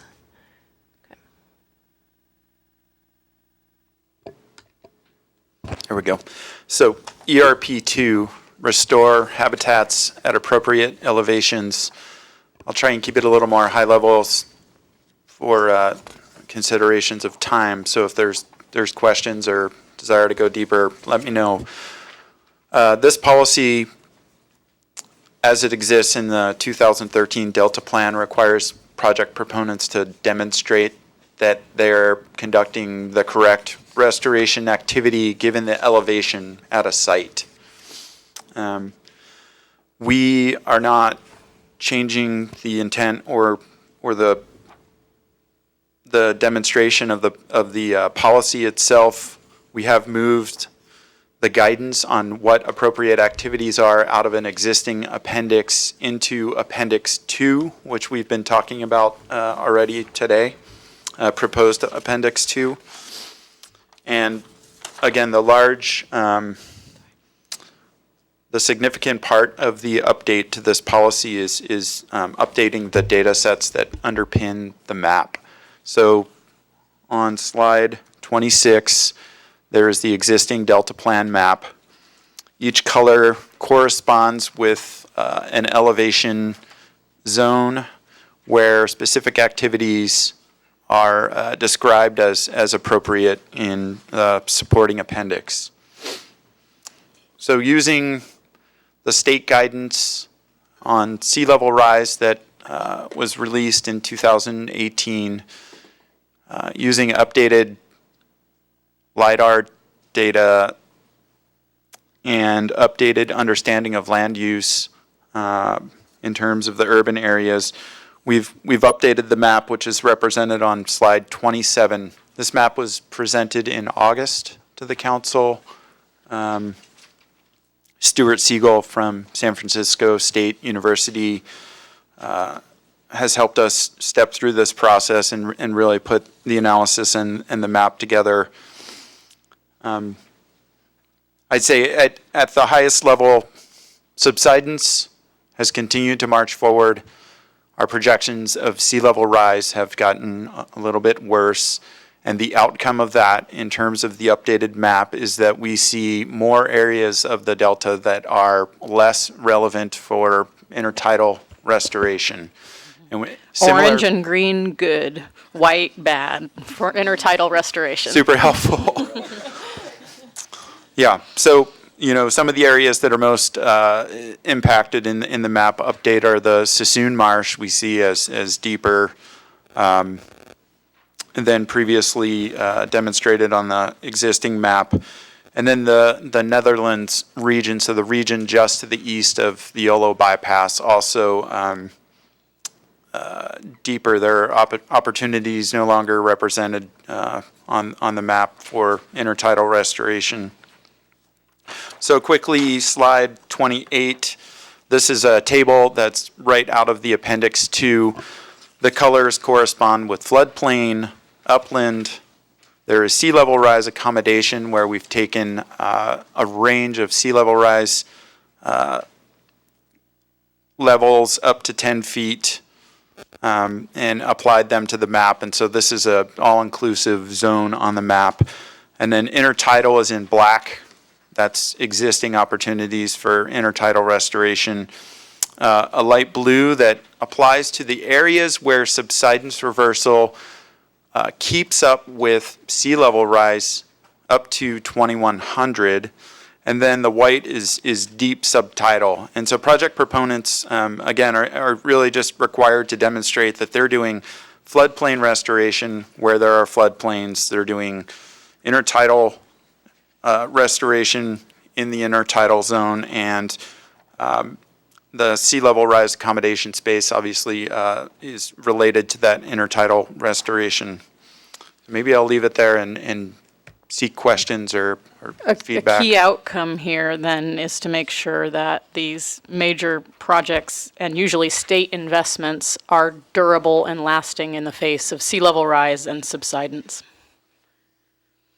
Oscar, did you have a question? Oh, okay. Any questions or comments on this one? Nope. I'll just Makes add, sense. I know that the appendices discussion is a bit confusing. Hopefully it's much more clear in June when the full package is put together. But Appendix 1, which you do not have in your packet today, is the deep dive into the LIDAR sea level rise guidance, the methods that were used to put this map together. So anticipate that as well. Randy? I might have missed it, but I think that the original map was considering a 55-inch sea level rise. What does Stu Siegel's map reflect? So the current green polygon on the map is intertidal elevation today up through 10 feet of sea level rise, which is now the state's guidance on the extreme scenario. So it's quite a broad band, and we feel that's conservative at this scale, that it's best to take a conservative lens to that issue. All right. Okay. So, moving on. This is an existing policy, ERP3, protecting opportunities to restore habitat. This is an existing policy in 2013. The Delta Plan identified areas of priority habitat. We've updated that map slightly based on some of the information that was incorporated in ERP2, but overall this policy has not changed significantly. So, any questions there? Okay. And then moving on, ERR5, update the Sassoon Marsh Protection Plan. This remains the same. This recommendation, actually, there was no activity on this for the past 5 years, and BCDC has just initiated an update to this plan. So we're starting to get some activity on this recommendation. Recommendation C, fund targeted subsidence reversal. This is, I referred to this earlier, subsidence is a huge issue in the Delta, and the potential for loss of land creates both risk to water supply, communities, and really reduces the opportunities for restoration. After much discussion and debate, the recommendation that we're proposing here is a two-part proposal. One, that the Delta Conservancy, who is a state agency that's very much involved in this space and working on subsidence reversal with market incentives and looking at carbon protocols and sort of how you create market incentives to reduce subsidence, that they should develop incentive programs for public and private landowners to encourage land management practices that stop subsidence. And then the second part is that to ensure the long-term durability of state investments, state agencies that fund restoration in subsided areas should direct those investments to areas that have opportunities to both reverse subsidence and create and restore intertidal marsh habitat. So really sort of that multi-benefit approach. And then moving on, unless there's any questions on that, recommendation D, enhance working landscapes through resource conservation districts. We've been talking a lot about state agencies and federal agencies that are involved. There's a small army of NGOs and resource conservation districts that really do the work on the ground. They go out, they work with property owners and landowners, they do plantings, they create programs that are designed to really get projects implemented on the ground. They work a lot in the space around working landscapes and improving agricultural practices, whether that's creating buffers or plantings. They really are working in that arena. And so this recommendation is really meant to encourage state agencies using resource conservation districts and other nonprofits and organizations that can help liaison between property owners and then the layers and layers of government that are involved in restoration activities. Oscar? Thank you, Madam Chair, and thank you for that. It's a perfect tee-off point, and I want to emphasize and say thank you for the language that's being recommended, I think in part as a result of some language suggested by the Delta Protection Commission. And so I wonder if this might not be a good place in light of the fact that the Chapter 5 has reference to respecting the local land use plans when restoring habitat, and I just wondered if this might not be another place to kind of underscore that, because again, this is the tune that I will continue to sing as a local representative. When you have local support and you're not challenged, things move a lot quicker. They just do. You don't want to end up in court or challenging each other in ways that can be avoided when there's compatibility with a local land use process that's very deeply rooted in a range of different laws, requirements, regulations. And when you've already got that in place, that incompatibility component only just strings things out. So to the extent that it can be compatible, it would seem that it might be a good place to consider language that sort of underscores that piece. Thank you. I have a question for you. The wording is state agencies should be provided with funding in order to provide resources and support to RCDs, et cetera. In the narrative, do we talk about past funding sources, federal funding sources, ag land? What kinds of programs are already funding working lands to inform the reader? This is not new, it's something that we want to encourage. Yes.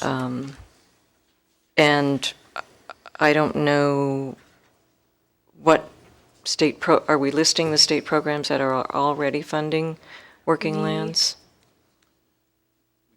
We can definitely include that level of detail. Yeah. I want the readers, I'd like to get a sense of the magnitude of working lands on the landscape now, and what our end game is, and in the context of what Oscar was talking about, because I'm imagining it's also offering some recreation and other tourism benefits. As well. If we just had some sense of dollars coming in, benefits to communities, benefits to ecosystem restoration, and if it also happens to help flood risk reduction, that would be great. Okay. Yeah, we're happy to include that. Okay. Any other Ken. questions? Yeah, just to ask Oscar a follow-up question, looking at ERP3, since it's a regulation, and we don't have, I don't think we have the map in front of us. Do we have the map? No, I don't think we have it in the PowerPoint. So is there incompatibility with local land use planning? What's any of these, anything identified in the map, or? I got to tell you, I struggle a little bit with these maps because I'm trying to imagine kind of where they are. We don't have this map. Yeah, so I'm going to punt a little bit on the map. I mean, I look at it and I think I have a general sense of sort of how it's laid out. I don't know, to be honest. I really don't know until you sort of really drill down to what we're talking about. In 2013, when this regulation was originally adopted, it was informed by local land use plans at the time, just as the same as the regulation in the Delta's Place chapter locks in some of that planning at the time too. So while I can't we can, once we have the map in front of us, we can explore that issue, but the bottom line is it shouldn't. 6 years. Can I make a quick clarification on the update to this policy is, there are no changes to the existing map. And so that has not changed. The update is that Clarifying the standards. it's a, do not foreclose upon opportunities to restore, and then it pointed at an appendix in the existing Delta plan. So we're basically proposing that it points at the appendix 2 where those different types of restoration actions are described in the table that we went over. So really it's a bit of a housekeeping since we're updating the appendix. The update in this policy is just pointing at the new appendix rather than the old appendix. No changes to the map. So if you've identified agricultural land as one in the map, as long as it stays and it's still continued to be zoned or agricultural land, you don't, it's sort of the change of that to, I don't know what, that's the opportunity. So if the local land use planning, general plan or whatever it is says, this is agricultural, this is in, we've got it as the restoration, it's identified on the map, it's not a conflict in land use there. I think yes, as a means of I'm at this level, so Right. so I trying to got go there. some land use experience, but Right. I think Oscar's raised this issue, and we need to kind of understand it better. It's sort of the confluence of a lot of Because I'm not things. locked into what Right. we've done in the past. So It's one thing. to Ron's original point, the map that's being referred to here, I apologize, it's not present in the packet. It's not present in the packet largely because it's not changing. There's an existing map that this policy refers to that identifies what are known as priority habitat restoration areas. They're essentially polygons drawn on portions of the delta that include the Yolo Bypass, Cache Slough, Sassoon Marsh, portions of the western delta, the lower San Joaquin River floodplain, and the Cosumnes-McCollumney confluence. So these are essentially areas that are highlighted that this policy essentially says what Ron surmised earlier, which is the policy is essentially don't foreclose restoration opportunities in these areas. And we don't assume that agricultural land use forestalls restoration. So I'm trying to see, Right. gee, is there any conflict? correct. Yeah. Don't But build if- an apartment complex. That's, but- okay, that's what I'm trying to get at, which there's other reasons Or to- a highway, or a Okay. type of levy, or you can kind of play this out. Or Don't- visitor commercial. Right, don't pursue discretionary activities in these areas Right. that would foreclose the opportunity for the area as a whole to be restored for habitat purposes. Okay. Now, and it- the other part of this is the sort of the Delta plan or Delta as place policies, DPP1, DPP2. DPP1, which is then in Chapter 5, requires essentially anytime you're looking to convert land from agricultural resource purpose to an urban development purpose, that's precluded by policy DPP1. Right. DPP2 then speaks to the consistency in this context of an ecosystem restoration project with surrounding uses, and that the siting of that ecosystem restoration project needs to respect the adjacent land uses in its decision, in the siting decision for that project, and to consider comments from the Delta Protection Commission and local agencies in that siting decision. So the factors you're pulling together quite correctly address three discrete policies So that we're- work together. protecting the restoration opportunity, but recognizing the adjacent land uses. And as far as we know, there are no conflicts with local land use and the high priority. If we say, gee, agricultural use maintains the opportunity. I mean, I don't know. Right, so is that it kind of- more that question, right? Yeah. So no current conflicts that we know about, but the Delta plan, now that it is in place, could preclude the conversion of certain land uses in order to protect future opportunity for restoration, yes. Okay, so that's important Yes. policy point for us. Thank you. No, very clear. Appreciate the response. So the last recommendation in this core strategy is, relates to halting or reversing subsidence on public lands. So it reads, state and local agencies should develop or update management plans for all publicly owned lands in the Delta or Sassoon Marsh. These land management plans should address subsidence and consider feasibility of subsidence reversal. The purpose of this is really to emphasize that management actions on public lands, and sort of, whether or not those lands continue to contribute to subsidence overall. There is work that's going on at a regional level. So Campbell Ingram had talked about the public lands strategy that they've been developing in coordination with other state agencies. So it's a nod to that process and then processes moving forward. Questions on that? Jeff did remind me that if we go back just 1 second to recommendation D, enhance working landscapes and through resource conservation districts. This is, we do have an alternative here that we would like some feedback on, just in terms of our preliminary approach. So the alternative would be recommending that the council coordinate with the Delta Conservancy and the Delta Protection Commission to identify strategies to support conservation practices on working landscapes. Any thoughts or feedback in terms of who this work is directed at, whether it's state agencies or RCDs, nonprofits? Any thoughts on the alternative from council members? I guess my question would be, what's the comparative advantage of alternative A? I think it would just be more specifically identifying which state agencies as opposed to just broadly state agencies. Well, But the staff recommendation is not to limit it to The those. staff recommendation Yeah, I is would to go with not the limit staff it. recommendation. Okay. Once you start listing, if someone's forgotten, somehow we get stuck to a list. Yeah. Okay. It's great, you guys are 2 for 2. Okay.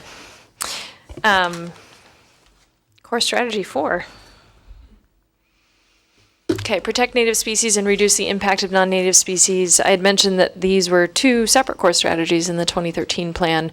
We've combined them. The issues are really interlinked and very much connected. And they speak to both the survival, health, and distribution of native species, and then also sort of the physical aspects of fish migration and barriers to those. So I'll turn it over to Ron to talk through the policies and recommendations.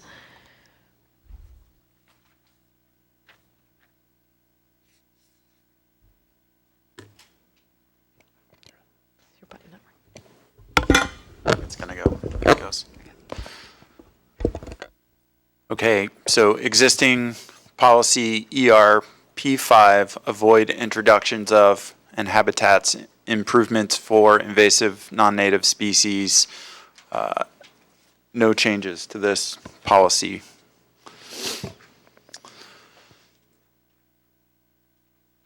ERR7, prioritize and implement actions to control non-native invasive species.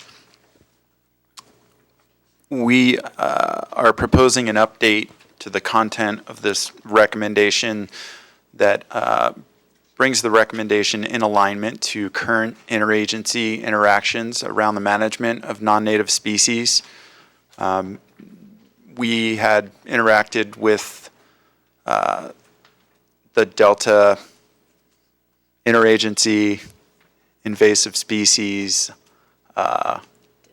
Committee, DSC. See if I get the acronym correct.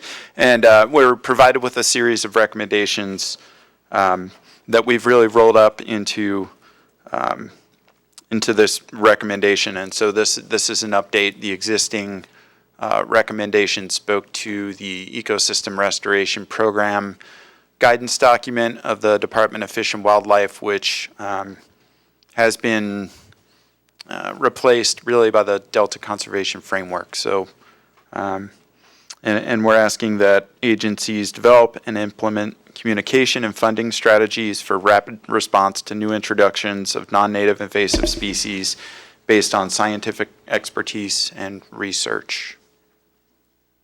Maria, you have a question? Yeah, I just had a question because we have talked about this in the past, and it's an issue that really is out there. Is there any regulatory mechanism for this? Can we suggest any kind of regulatory mechanism? Back up to ERP5, maybe we should talk a little bit more about what that does in terms of a covered action, what requires them to show. Sure. So we're asking, the existing plan asks that project proponents demonstrate how they are achieving both of the objectives stated in that policy. One, avoiding new introductions on the landscape.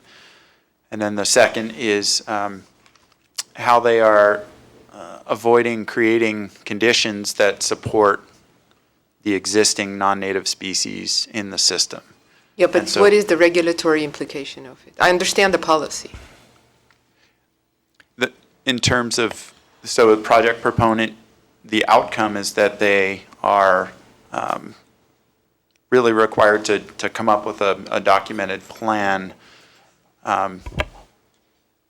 as they implement and manage their project, that they're holding the line on avoiding introducing new species, and then also ensuring that the site does not become overrun with existing species. So sitting here, we believe that no more of invasive species are being introduced without going through this process. No, I wouldn't, no, certainly wouldn't say that. We're saying that. I didn't think so. In terms of our regulatory authority, we require that projects take extra steps to ensure that they're not contributing to that problem. Now, of course, not all species, that's not going to stop all introductions because there are a variety of ongoing activities that aren't subject to our authority.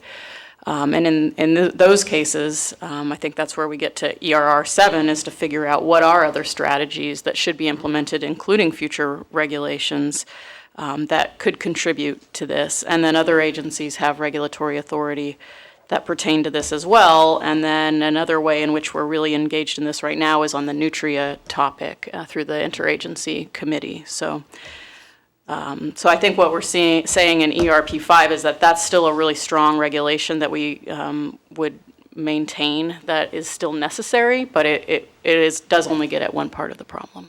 Right. I would add ERP5 is a policy that has been tested in both of the council's regulatory appeals to date, and was a significant part of the Smith Canal considerations on that appeal that the council considered last month.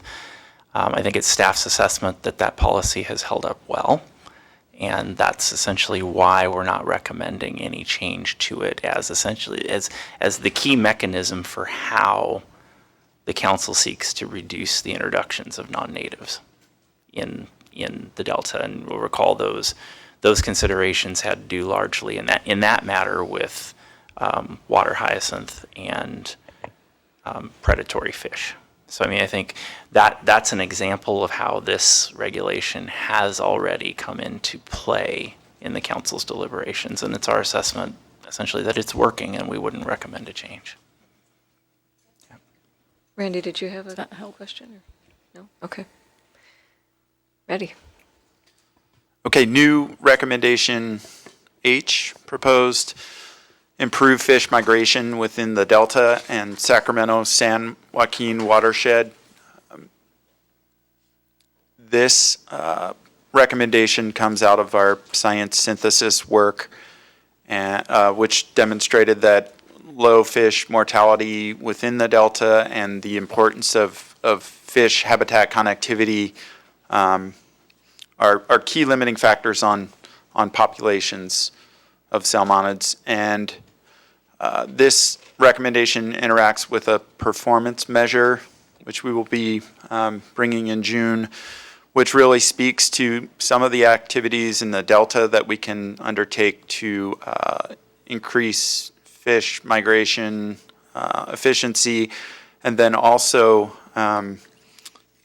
speaks to some of the work by Department of Water Resources and some of the conditions under the biological opinions that deal with fish barriers upstream of the delta and at the large dams within the system. So I have a question on sub-item D, the NIMS biological opinion on this. I know this is a recommendation, but given the interaction of the current biological opinion efforts, what consequences, good or bad, are there to tying this recommendation to the biological opinions?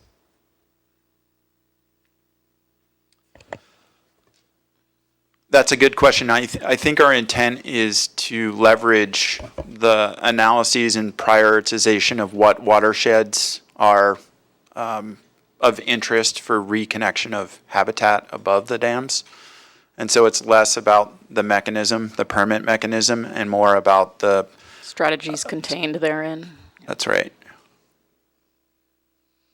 I'd like us to make that more clear. Okay. And it may make sense to just speak directly to the watersheds that we're talking about and the passage barriers rather than tying to the permit itself.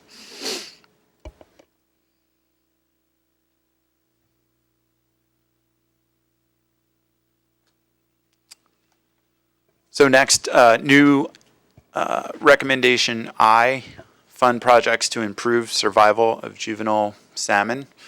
And this links to a map. You guys have the slide? We are proposing incorporation of a map of some of the waterways within the delta that have been identified as key to salmon migration and movement through the system. And this is work that was done during the Blue Ribbon Task Force. And you also see it reflected in San Francisco Estuary Institute's Delta Transformed, Delta Renewed, the Resilient Landscapes documents. So in terms of focusing where we ought to be thinking about improving fish migration, this map adds a little more context to the waterways where that's relevant.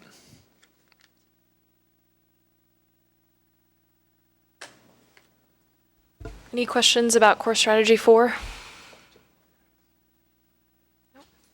Okay. All right. So then Core Strategy 5, so there are two recommendations under here. We've talked a lot about the need for coordination, communication, work between state, federal, local agencies on restoration activities. And this is really the focus of this Core Strategy. So there are two recommendations here. One, that through the Delta Plan Interagency Committee and also coordination with state, federal, and local agencies, that we should really consider establishing a restoration subcommittee or a work group or sort of a small task force to tackle some of the more difficult and persistent issues that arise when you start talking about implementing restoration. So the list that's here is the short list of implementation barriers that have been identified through a variety of sources that have been identified. We've talked about them in the synthesis papers and conversations. DPIC has addressed a lot of these and has been talking about a lot of these. We've talked about a lot of them here this morning. But developing strategies for acquisition and long-term ownership and management of lands, developing funding strategies that remove institutional barriers and that help fund those Tier 1 and Tier 2 projects that we've been discussing. Establish programmatic level endangered species permitting mechanisms. This is something that the DPIC already has made great progress on in supporting efforts for statewide and regional permits, both through National Marine Fisheries, U.S. Fish and Wildlife Service, and the State Water Resources Control Board. continuing to coordinate with the Delta Science Program to align state, federal, and local resources for scientific support, whether that is through an interagency adaptive management team, the IMIT, which is a process that we've been engaged and have been leading along with agency partners over the past 2 years to support adaptive management and of restoration projects, or through other aspects, whether it's scientific reviews, reviews of monitoring programs, and so on. And then develop landscape skill strategies for recreation access to for existing and future restoration sites where appropriate and while maintaining ecological value.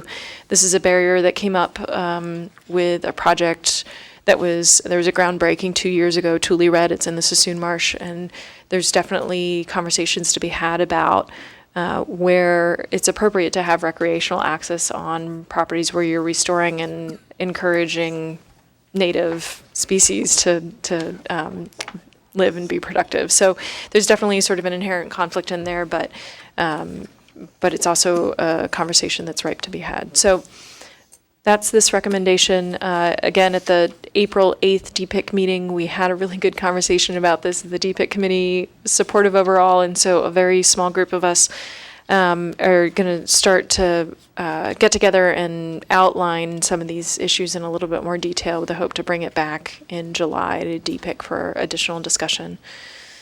Yeah,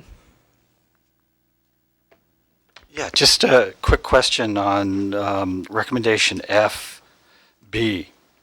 Yes. And I'm looking at the PowerPoint slide, so maybe I'm missing it. It says develop a funding strategy to remove institutional barriers. Should it be to fund Tier 1 and 2 actions? Yep, so it reads, develop a funding strategy that identifies a portfolio of approaches to remove institutional barriers and fund Tier 1 and Tier 2 actions within the Delta. Is it the barriers specific to funding Tier 1 and 2, or is it more? Yes. But more than that, like permitting and other barriers not related to funding. Question. I would suggest that where we're talking about barriers, be explicit. Okay. So institutional barriers to address permitting, all this stuff with the goal in mind of implementing more Tier 1 and Tier 2 actions. Okay, thank you. That's helpful. No, just so people know exactly what we're saying. Okay. Any other questions on that one? Years ago, there was an effort to create a permitting process that identified a lead agency that would serve as the clearinghouse to simplify things for the project proponent. It's my understanding that kind of fell apart. And is there any thought about trying to resurrect or enhance that type of an approach as a part of all the other things that are currently underway to simplify permitting?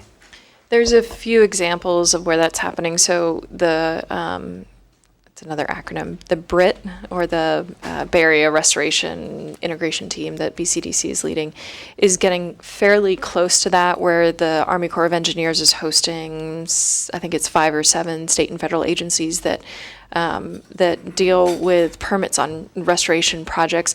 They're co-located, they're working through the issues together, they're helping increase the efficiency and sort of make it a one-stop shop for project proponents to come in. And then there's a higher level policy team that is working with that group to identify where there's these larger institutional barriers. So that's one example. There's already in the system FAST, I don't know what that acronym is, but it's basically a permitting group that supports restoration projects under the biological opinions. The Sassoon AMAT is a group that functions in a similar way, where you can get informal advice.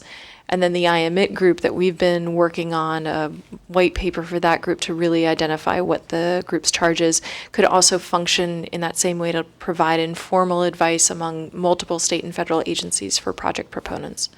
So it sounds like there are adequate examples to weave into the narrative that will describe this, that would provide some hope and some encouragement to people that are thinking about going through the process. Okay. So the next recommendation G is to align state restoration plans and conservation strategies with the Delta Plan. This is really coming out of our experience over the last 2 years where collectively, a lot of the agencies that are on DPIC have been working either individually or with each other to develop, and that's a short list of the recent projects, the Delta Conservation Framework, the Public Land Strategy, regional conservation partnerships and strategies. We've all been working together, but there's very much, it's been a process of coordination for those projects to make sure that they're aligned with each other and with the Delta Plan and with the larger vision. And so based on our collective experience, the idea is to have more explicit conversations, more efficiency around planning for restoration or conservation activities at the regional scale, and to sort of call this out. And if you remember from one of the previous council meetings, we have a sort of a triangle diagram, I should have brought it today, that really talks about the hierarchy of plans and planning within the Delta, where for us, the Delta Reform Act is really our guiding legislation. The Delta Plan is implementing that. Covered actions come in and are implementing the Delta Plan, but there's other implementing plans as well. And so we want to make sure that all of those plans are aligned and working together and that are consistent with each other. So again, another coordination piece in terms of long-term planning. Oscar? What you just said, I think, ought to almost be illustrated. I mean, it ought to be embedded in here because it's easy to get caught up in the conversation in front of us where there are so many other components and elements embedded in how things need to work together. And so I think that diagram that you just sort of described would be helpful for the conversation so it remains in its proper context. Okay, sounds good. We're happy to include that. So that's it for the core strategies. Just a check-in on time and hunger levels. We have an example of how a covered action... Oh, I'll turn it over to Jeff. For the council's benefit, in your PowerPoint presentation, we do have an example where we essentially took a covered action we recently received and kind of stepped it all the way through these regulatory policies. I think in the interest of time, we'll forego that discussion, but I did want to just highlight that in terms of that being available to members and the public as part of the packet. What I would like to spend some time just quickly on and by way of summary is on slide 38. Here what we've done is sort of taken the regulatory policies, so the 5 existing plus the 1 additional recommended regulatory policy, and just kind of put together one list of what is a covered action required to do to demonstrate consistency with the ecosystem restoration policies. And put simply, with the recommended changes, a covered action would require the use first of the Bay Delta Water Quality Control Plan to determine consistency with flow requirements for the Delta, and that's ERP1. 2, covered action would require that needs to ensure that habitats, if it's a habitat restoration covered action, that the habitat is restored at an appropriate elevation that reflects both current but also plans for future conditions, particularly in the context of sea level rise. 3, a covered action needs to require protection for land with the best opportunities for habitat from incompatible uses. This is getting to that discussion we briefly had regarding priority habitat restoration areas and the 5 or 6 areas in the Delta that are identified for that purpose.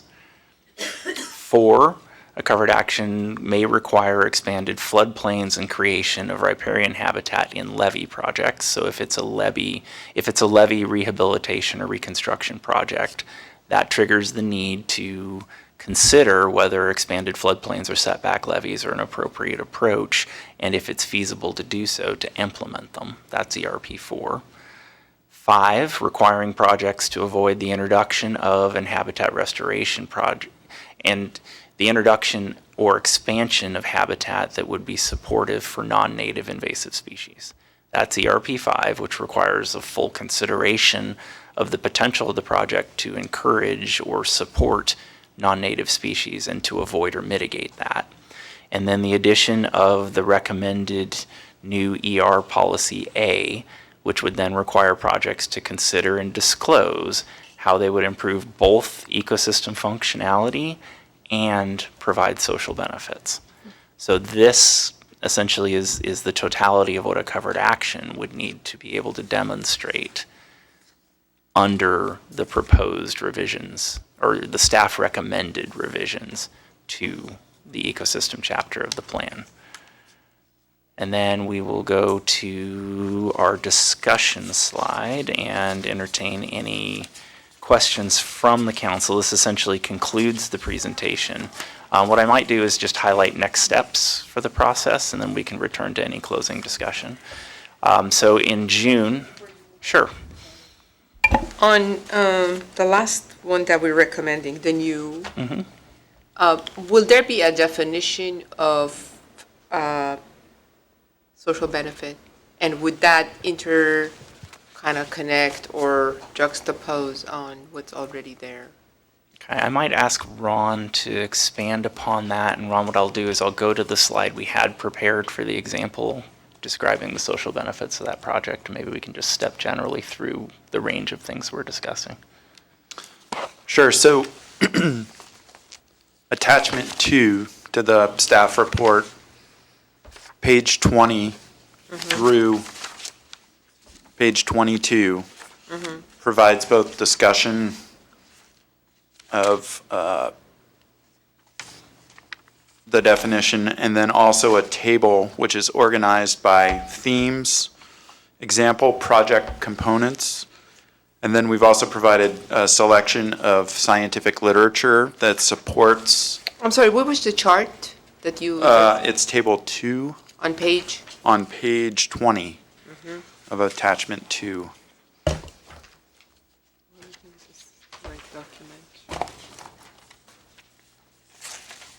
Bring this up. We need access to On this document. In the binder. just scroll to it.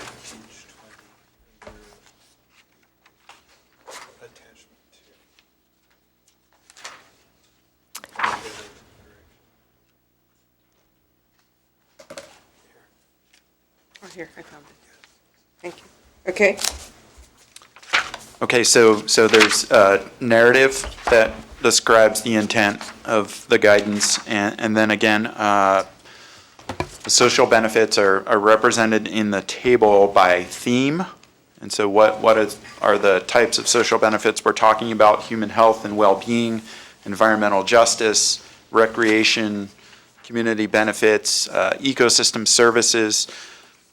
We've tried to walk this out a little bit further to really provide some help and guidance. So the next column is example project components. And so what would that entail when you're thinking about a project itself? And then there's a selection of literature, scientific literature, where we've really derived this content, and the papers included offer tools, discussion, data in a peer-reviewed fashion that demonstrate these aspects of the equation. And we are certainly open to feedback and suggestions on how to make this even more useful in the context of describing what we're looking for in the covered actions process. So, Thank you. Thanks.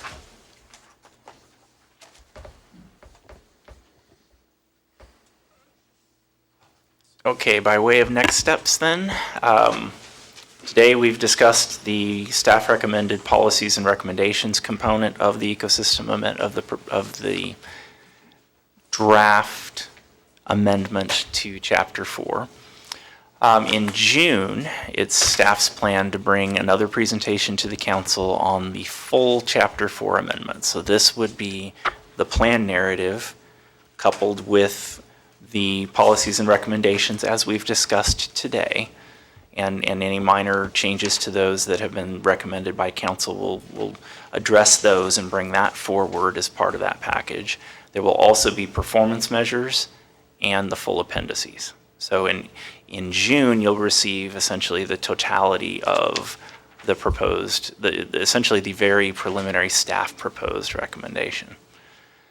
In June and July, we envision a public review period for that preliminary draft of the full chapter, returning to the council in the fall to review any changes to the preliminary draft chapter based on public input to that point, and to also then consider endorsing that draft as the project description for the purpose of the CEQA document. And if that is approved or essentially endorsed by the council at that point, staff would release the notice of preparation and initiate the CEQA scoping meetings to begin the environmental impact report for the ecosystem amendment. And then in the fall of 2020 is then the anticipated timeline for certification of the environmental document and final approval of the ecosystem amendment. So that's our timeline. We're essentially now in April of 2019 with a timeline that would take us through fall of 2020 for completion of the project. And that concludes staff's presentation. Would be happy to entertain any additional discussion. Well, thank you all for your hard work, and thank you to the partner agencies who are here today for all your hard work on this.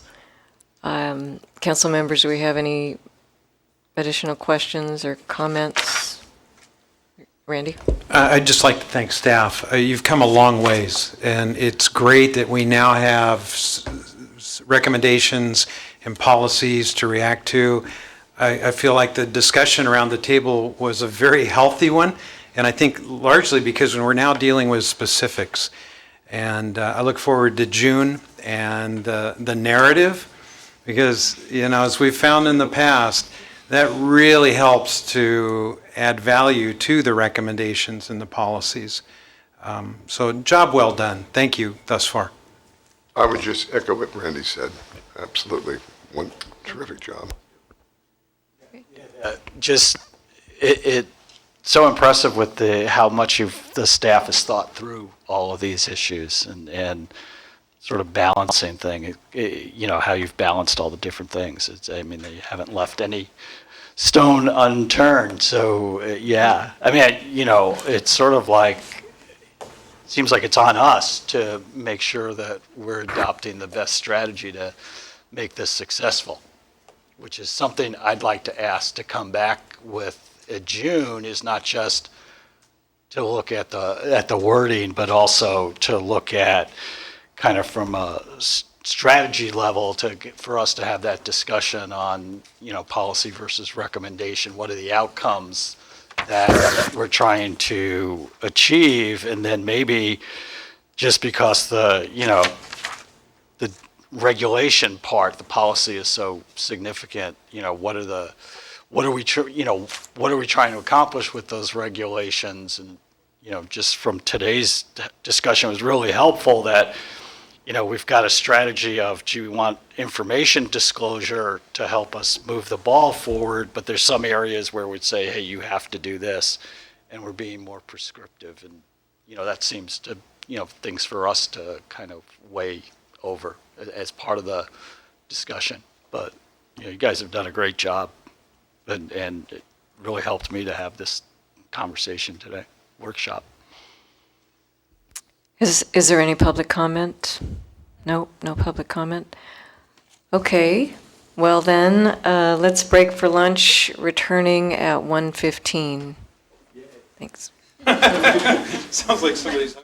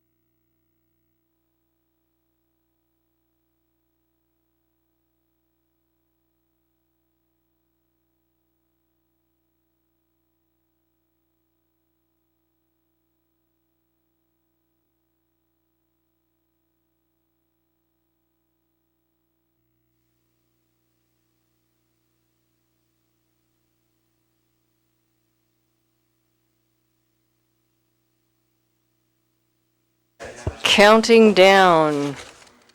10, 9, 8, 7, 6,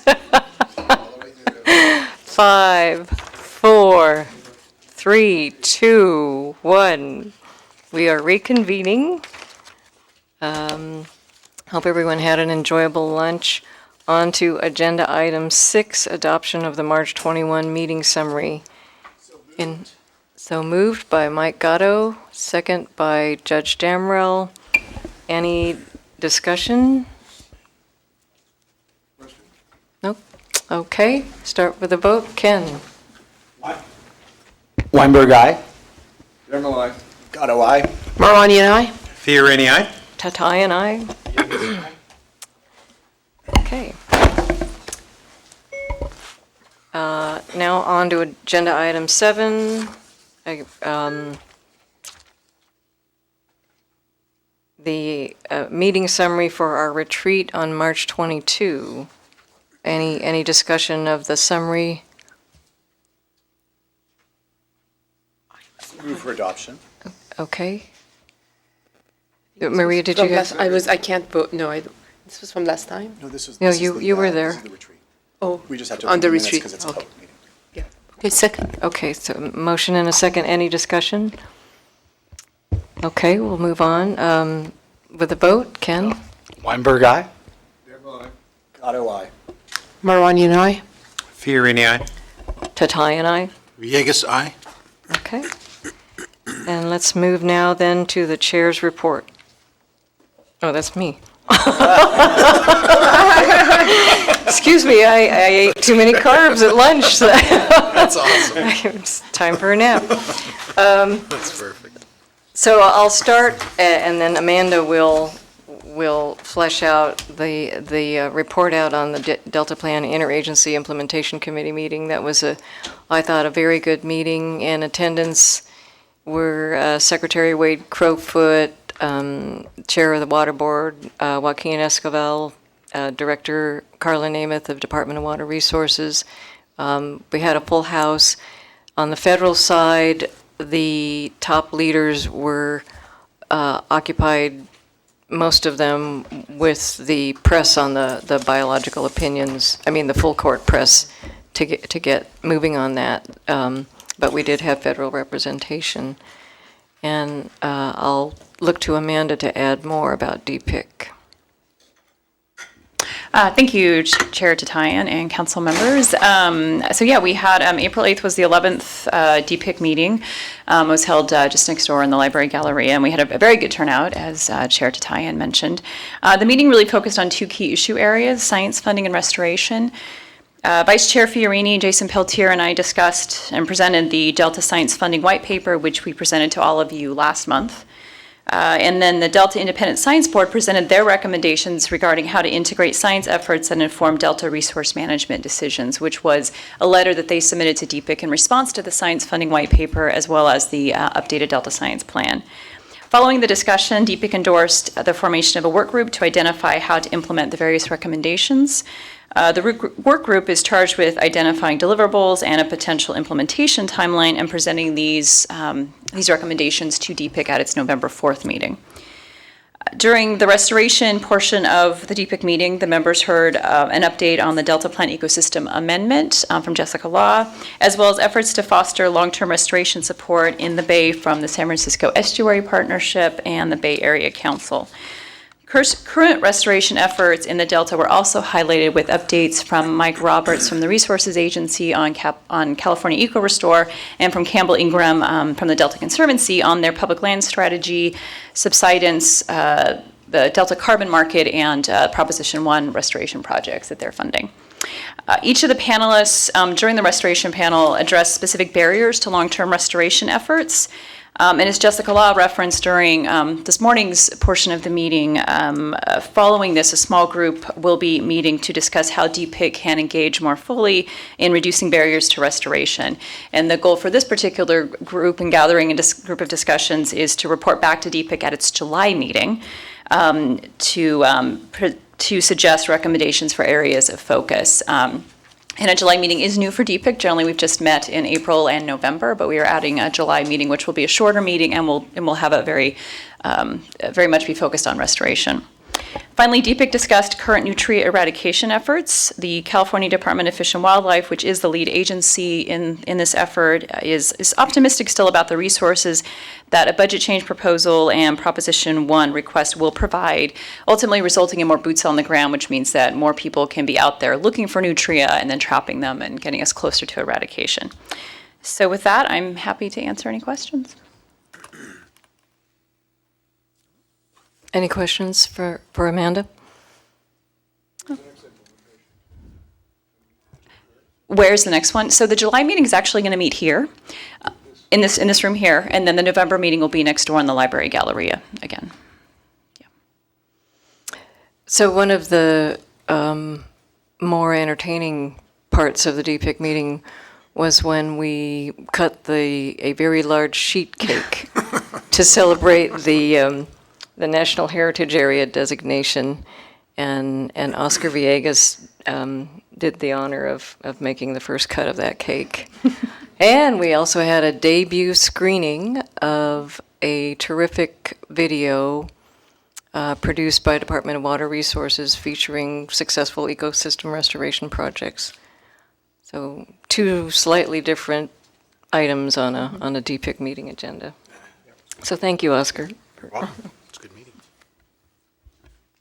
Any public comment on this item? Nope. Okay. Move on to Executive Officers Report. Jessica Pearson. Okay. Oh, good Mike, I'm sorry. So I don't know, we don't have a new business or old business item under the chair's report, but I just want to pipe up and remind, because we had talked about before, scheduling a meeting in Southern California to showcase the wonderful things that the Delta means to Southern California, how much we are a state as a whole. And I just want to raise that and see if we could pick a date. Maybe I would suggest maybe our September meeting, our October meeting, gives us some time to plan. My commitment to reach out to my people and make sure that we have a well-attended meeting. I would hope that my colleagues would reach out to all of their contacts, and I think we can make that meeting a rousing success. Well, Jessica, what do you think about that time frame? Yeah, I'd been talking with both Chairwoman Tatayan and Councilmember Weinberg about that, and staff are looking through our 6-month meeting agenda and locations, and I promised to get back with recommended dates, and I think they will align with September or October. Okay. Wonderful. Thank Very you. good. So we're working on that. Thank you very much. All right, great. Well, good afternoon. I'll start off with some notable news. Actually, it was suggested by Councilmember Weinberg that I touch upon this. The Department of Water Resources departed from tradition last week, and I mentioned this earlier in the discussion on the ecosystem amendment, when they announced that they will prepare their own analysis of state water project impacts for the purposes of securing operating permits from state and federal fish agencies. So historically, DWR has followed the Bureau of Reclamation's lead and relied on their impacts analysis. These are also known as a biological assessment, or a BA, in order to apply for permits for the coordinated operations of the State Water Project and the Central Valley Project. You may recall that in October of last year, President Trump issued a presidential memo ordering federal agencies to pursue a significantly accelerated permit process timeline for the Central Valley Water Project. Some have raised concerns that this accelerated approach doesn't allow enough time for public review and scientific peer review. And so apparently DWR recognized those concerns and has decided to prepare a parallel process. So you can read more about this on the Department of Water Resources website. In fact, they're hosting 2 public meetings coming up on this topic. And there's also been some excellent coverage by Dale Kasler in the Sacramento Bee or Lauren Summer on KQED. Staff wanted me to remind you that we have prepared a survey to assess the council's efforts to encourage public participation in our decision-making, and the survey is still live through the end of this month. The results of the survey will provide the background for a council workshop on public participation to take place this summer. Included in your board packet is the council's March Outreach Highlights Report, and while I will not detail it, of note this month is the Nutria Pocket Guide we shared with you last month, which has received almost 1,800 unique visitors since the release online. And another highly viewed communication from the council, over 700 views, was the mailing list announcement of the presidential signing designating the Delta as a National Heritage Area. So those were items that were certainly of interest. There are a number of Delta Plan implementation and coordination letters that are included in your packet. I will not go over them in the interest of time, but I just kind of a regular reminder that this is a routine way that staff alert projects that they fall under the council's jurisdiction, or that they may fall under the council's jurisdiction, or that they're working on a project that the council has issued Delta Plan recommendations on, for example. We sent a number of formal letters regarding various activities that we're tracking, ranging from grant guidelines, restoration projects, and local levy projects. And in fact, there's one on water transfers that would benefit Valley agriculture. So if there are any questions ever about these projects, or if you would like to have a staff briefing more in depth on any of these letters that we send or any of these topics, please contact us, but we'll continue to include the letters monthly in our packet and on our website. The Delta Protection Commission's next meeting is May 16th, and in fact, I think that Chairwoman Tatayan and I have pledged to attend that meeting and give an update on council activities at the invite of Councilmember Villegas. And the Delta Conservancy will next meet on May 23rd. In personnel, I'm pleased to announce that 2 of our staff have received well-deserved promotions. We don't have any new hires this last month, but I wanted to mention that Ron Melser, who you had the benefit of hearing from this morning, has been promoted in the council's Delta Plan Planning, Implementation, and Policy Unit. He is promoted to Program Manager 2, and this is in large part because of his significant contributions and heavy lift on the ecosystem amendment, and also on the synthesis papers that have underscored that effort. So congratulations to him, and then also to Ben Geske, who's been promoted to Senior Engineer in Water Resources in our science program.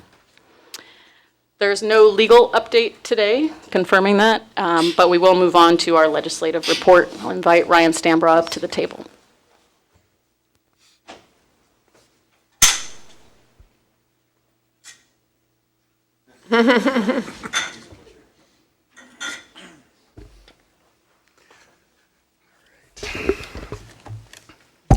Good afternoon, Madam Chair and members.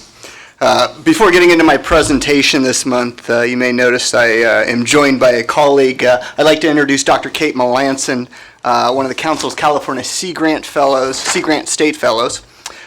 Sea Grant State Fellows are individuals with masters or PhDs who are interested in resource-related issues and the policy decisions affected by those resources. One of Kate's interests revolves around the science-policy interface, and in particular, opportunities where science can help address policy gaps. So she will be joining me from time to time in her year or so here to discuss legislation and policy along those lines. And with that, I'll turn it over to Kate to kick things off to discuss a pair of bills addressing the connection of water quality, harmful algal blooms, and public health. Thank you for having me. Thank you for having me. Hello, council members. As Ryan said, I'm Kate Melanson, and I'm going to be talking to you today about Assembly Bills 834 and 835, both of which were written by Assembly Member Quirk from Oakland and are about harmful algal blooms. In addition to being addressed by Councilmember Weinberg at the last meeting, this issue is relevant to the council as harmful algal blooms are addressed in Chapter 5 and 6 of the Delta Plan. Also, through the Delta Science Program, the council has provided funding for projects examining harmful algal blooms in the past and hopefully in the future. AB 834 specifically calls for the formation of a freshwater and estuarine harmful algal bloom. For formation of a recommendation for monitoring, As Councilmember Weinberg pointed out at our last meeting, this is similar to a 2015 bill that called for the establishment of a task force. Though that bill died in its Assembly Policy Committee, scientists from the California Cyanobacteria and Harmful Algal Bloom Network provide many of the services that that task force would have provided. However, that group's research does not fulfill all current research and knowledge gaps. While researchers are able to identify drivers of harmful algal blooms, there has not been a continuous monitoring effort that can provide consistent enough data to make scientific conclusions that aid in predictions on harmful algal blooms and water quality protection. Instituting of a monitoring program by a single agency through this bill would help fill research gaps to allow for an accurate assessment of algal bloom patterns in the formation of solutions. The changes proposed to monitoring by Bill 834 would provide information that may have direct effects on public health statewide. AB 835 requires the State Water Resources Control Board, along with the Department of Health, to determine minimal standards for safety of freshwater recreational bodies in relation to the occurrence of harmful algal blooms. As of now, there's been no opposition to these bills. Both bills currently sit in the Assembly Appropriations Committee. At the conclusion of this report, I will answer any questions that council may have. Great. Thanks, Kate. And the last bill I'd like to mention this morning, council members, is AB 1415 by Assemblymember Laura Friedman from Glendale. Assemblymember Friedman, as you may recall, was a primary author of last year's water conservation legislation, which, among other things, strengthened planning requirements on urban and agricultural water agencies, particularly as it relates to future water supply disruptions. While last year's water conservation legislation did provide DWR with the ability to impose civil penalties on agricultural water users for failing to submit required reports, such as agricultural water management plans, there was not a parallel penalty system established for urban water suppliers. Assemblymember Friedman argues without effective sanctions for non-reporting, local entities are not held accountable for late or missing reports and plans. This bill seeks to remedy this issue by providing DWR with the authority to impose such penalties on urban water agencies. AB 1415 recently passed out of its first policy committee and currently sits in Assembly Appropriations. And then moving on to actions at the federal level, where earlier this month the drought contingency plan for the Colorado River was passed by Congress and signed by the President. From a California perspective, this is obviously significant in that Southern California relies on the Colorado for a meaningful portion of its water supply. In fact, currently it is estimated that 15% or so of Southern California's water comes from the Colorado, with the Delta accounting for approximately 30%. In local supplies, the remaining amount.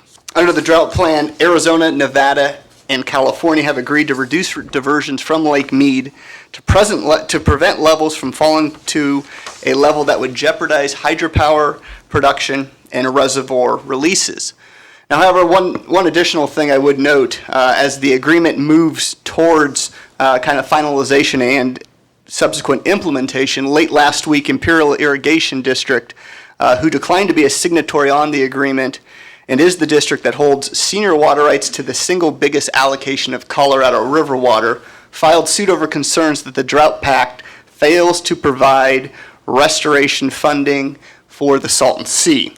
As the council will recall, the Salton Sea, which is largely sustained by irrigation drainage from croplands in the Imperial and Coachella valleys, has declined as farmland has been taken out of production. This has resulted in less runoff for the sea, and as the shoreline recedes, less habitat for native species, and the lake bed that has been traditionally contaminated with legacy chemicals and pollutants has turned to dust, leading to also air quality concerns. At this juncture, it remains to be seen the effect that Imperial's legal challenge will have on the plan's implementation. And then finally, as we close out April, the legislature will move into a different gear with bills required to meet their fiscal deadlines in mid-May, as well as the release of the governor's May revise and consideration of state agency spring finance letters. So I'm sure I'll have plenty more to discuss next month. Be happy to answer any questions at this point. Any questions for Ryan or Kate? Ken? I want to thank you for coming back with this. didn't remember everything I said last time, but, I mean, what I'm getting is you all think this is a good start, creates the structure. So the state board will have to request the funding from the legislature, and have we seen anything, or can we keep track of that to see how that goes and whether, sufficiently funded? Certainly, subsequent implementation, as you are certainly well aware, in terms of legislation sets the framework, but actually having the fuel behind it in terms of funding is something that we would certainly keep an eye on, but nothing at this point. So, one question I always ask with this is does our science program have a role in this, or have you been working with the state board in kind of developing the structure? We haven't worked directly with this, but we do, I mean, we in terms of considering like research proposals, as Kate mentioned, there's definitely that opportunity. And if there's interest in some scientific review on those issues, that would be another opportunity. Yeah, I mean, it seems like we've got so much expertise, and they're going to be, obtaining professional services. I think, be nice if they consulted with us, but it's their choice. I just had a question on a couple of bills that really has to do with reduced reliance, and one I didn't see in our packet. Mm-hmm. But I know it's come out of committee, and that's Bob Hertzberg's bill on zero discharge of from ocean outfalls. Mm.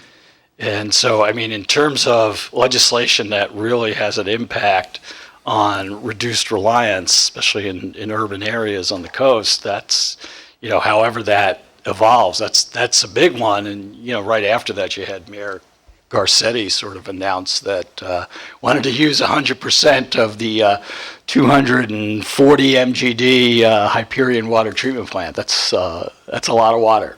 So that may be something worth kind of keeping track of. Something I would think we'd want to support in some form. I know there's going to be a lot of comments from water suppliers and wastewater agencies. And then there's another bill having to do with, let's see, I think it's AB 292, recycle water, raw water and groundwater augmentation. This is about direct potable reuse. Again, something that on the regulatory side would increase local supply throughout the state, and something that, is very significant to reduce reliance on the Delta. And again, something, I think it would be something that we want to encourage and support, and we should start taking positions on reduced reliance and reinforcing that, congratulating people when they're doing it, those types of things. I want to keep water supply in front of us also, because we've got a different focus right now, but we shouldn't lose that. Thank you. Any other questions, comments? No? Thank you very much, Ryan and Kate. Thank you. Good job, Kate. So I just wanted to highlight for you under the Executive Officer's Report, item C, that for the first time, and based on the conversation we had with the Council on the budget in February, we've included a quarterly budget update. And so please take a look at that. And should you have feedback on the format or any questions about it, we're happy to answer those at any time. This is the first time we've used this format, so I expect that it might evolve over time. We've also included our regular list of contracts under our quarterly contract report, so that's in there as well. Under item D now, look for my notes here. For this item, I am requesting authority to enter into a new 3-year contract with California Sea Grant Program to provide approximately $2 million to support a new class of Delta Science Fellows to conduct management-relevant research on priority topics, and also to support 2 classes of fellows, up to 8 state policy fellows to assist the council's science and planning divisions, and to fund the associated administrative costs needed to implement both programs. The science fellows are really the next generation of Delta scientists. We've been investing in this program, really if you include the CalFed era, since 2003. Through this fellowship, these young Delta scientists work closely with agency mentors to expose them to how science can be used to answer management questions and to best inform agency decision-making. There have been 11 classes and 95 fellows since 2003. The state fellowship, of which Kate is one of those fellows, places recent science graduates in our office so they can get state agency experience. State fellows often end up working in state agencies, sometimes federal agencies, and having colleagues at other agencies with that kind of experience is invaluable to our role, our coordinating role here at the agency. We've had 7 classes of those state fellows since 2013 for a total of 24 fellows. And if you haven't already, I highly encourage you to look at the fact sheet that's included in your packet, which is very informative on that topic and the history of those fellows. So with that, I ask for your approval. Move staff's recommendation. Second. And public Okay. comment? If there's Yes. any public comment? Yes, I was going to ask that. Oh, okay. And there aren't any. Thank you. Any discussion, council members? Nope. Okay, we'll start with a vote. Weinberg, aye. Marani and I? Fiorini, aye. Tatai and I. Villegas, aye. Mike Gatto. Okay. Okay, so approved. Thank you. Great. It's a fantastic program. I've described it as a marquee program of the Delta Stewardship Council. Yeah, I would add it. I think it really is an incredible program. As Jessica said, it's really trained some outstanding people, and then we really benefit from the state fellows, just like Kate and many others. They're really an incredible contribution to the program. Okay, moving on to item D.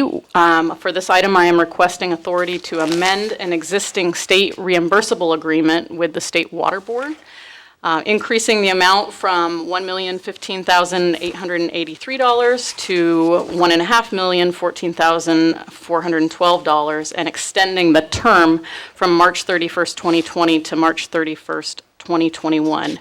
We use these reimbursable agreements to provide science support to the State Water Board in the form of peer reviews, expert panels, workshops, and more. The biological goals report that John referred to earlier was the result of a request that we received under this contract from the State Water Board, and is helping shape their decision-making when it comes to the water quality control plan. It's a very important relationship and a successful agreement to this point. With that, I ask for your approval. I'll offer. Question from Mike Gatto. So just to be clear, is this an extension of an agreement of the water board reimbursing us? Or Yes. Is this, okay, got it. Yeah, Well, they're happy with our work. I will gladly second. Yeah, oh, yeah.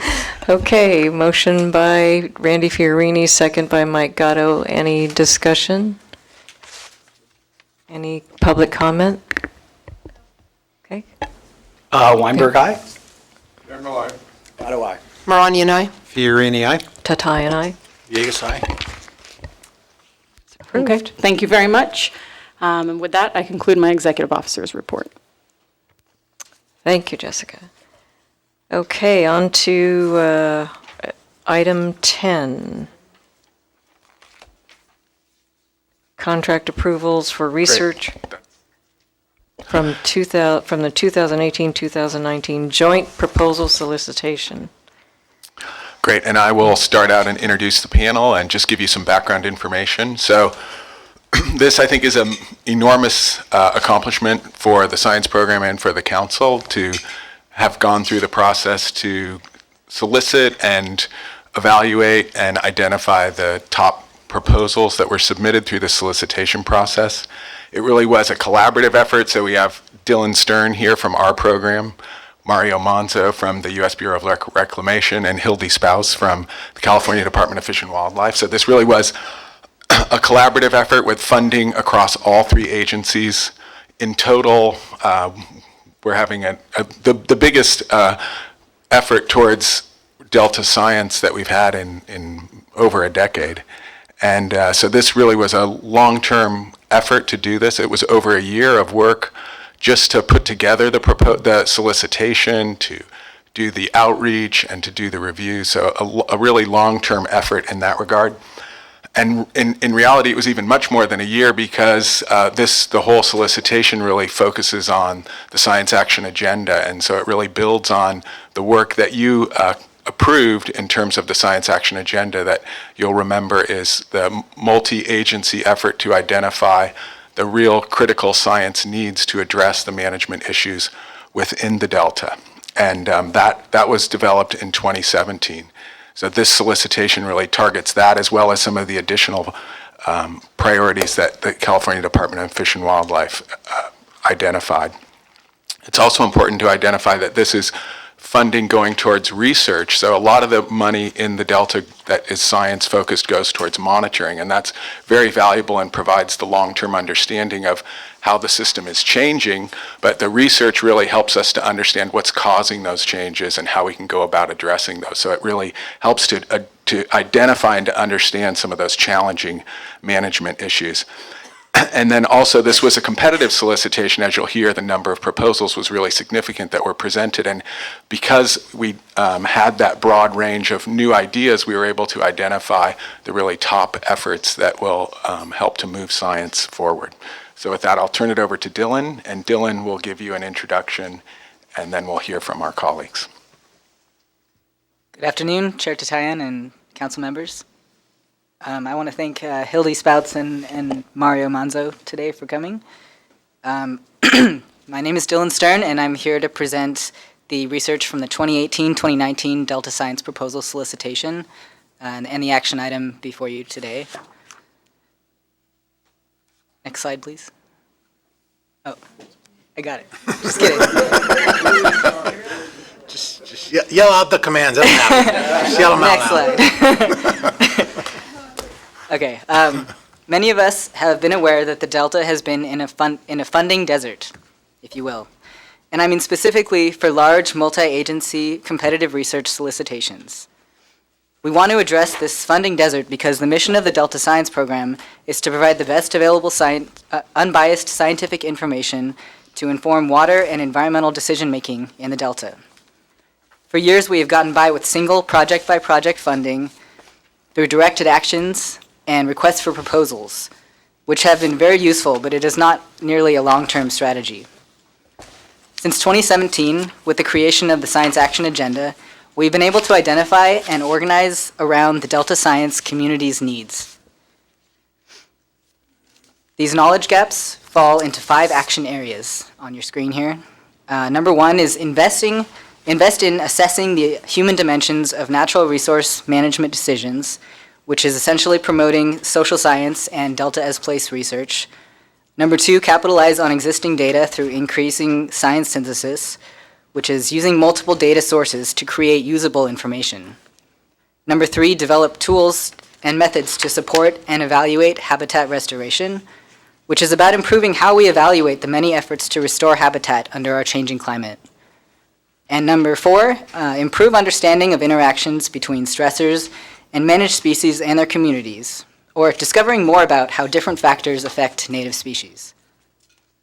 And number 5 is modernize, this one's a tough one. Modernize monitoring, data management, and modeling, which is promoting science infrastructure that supports management actions in the Delta. I go through the Science Action Agenda because it really set the foundation for building partnerships, because now we know what science needs to be done, and then it was just a matter of forming the right partnerships and leveraging our resources. So I will be talking more about the collaborative response to our competitive research solicitation funding desert, and then specifically about what we're asking of the council. Next slide, Dylan. Okay. The 2018-2019 Delta Science Proposal Solicitation was announced at the 2018 Bay Delta Science Conference. The solicitation was the result of a multi-agency effort and included a state and federal partnership with the California Department of Fish and Wildlife, us, the Delta Stewardship Council, and the U.S. Bureau of Reclamation. Together, we were able to leverage resources and offer approximately $17 million in funding. Building on the recommendations from the Delta Science Plan and the funding initiative paper that was presented at last month's council meeting, with the Science Action Agenda as our foundation, we received a staggering 62 proposals, requesting over $43.5 million. As significantly more funds were requested than were actually available, we were able to see a clear, obvious demand for this.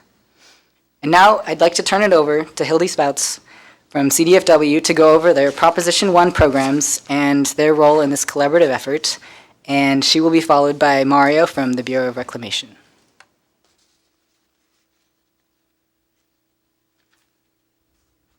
I've never used this before. Yes, it works. Funding authority for the Department of Fish and Wildlife's Proposition 1 programs comes from the Water Quality Supply and Infrastructure Improvement Act of 2014. This provides over $300 million to CDFW for 10 years statewide. Every year, about $7.49 million is available for funding in the Delta through the Delta Water Quality and Ecosystem Restoration Program. That's how much we had in 2019. This year, 43 of the proposals submitted were eligible for CDFW Prop 1 funding. The total request was $27 million.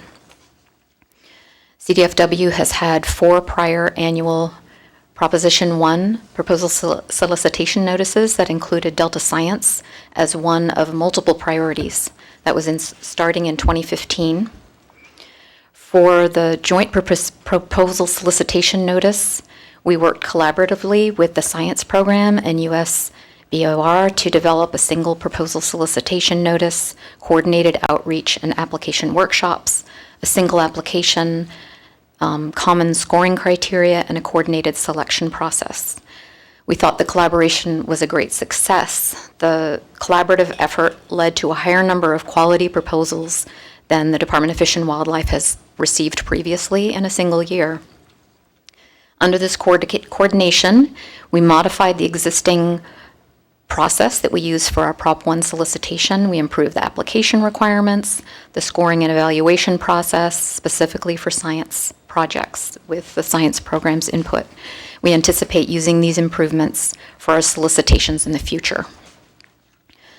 One difficult thing about the process was that the agencies had different requirements for start and end dates and eligible costs, and this did cause some confusion for the applicants, but I think we resolved it successfully.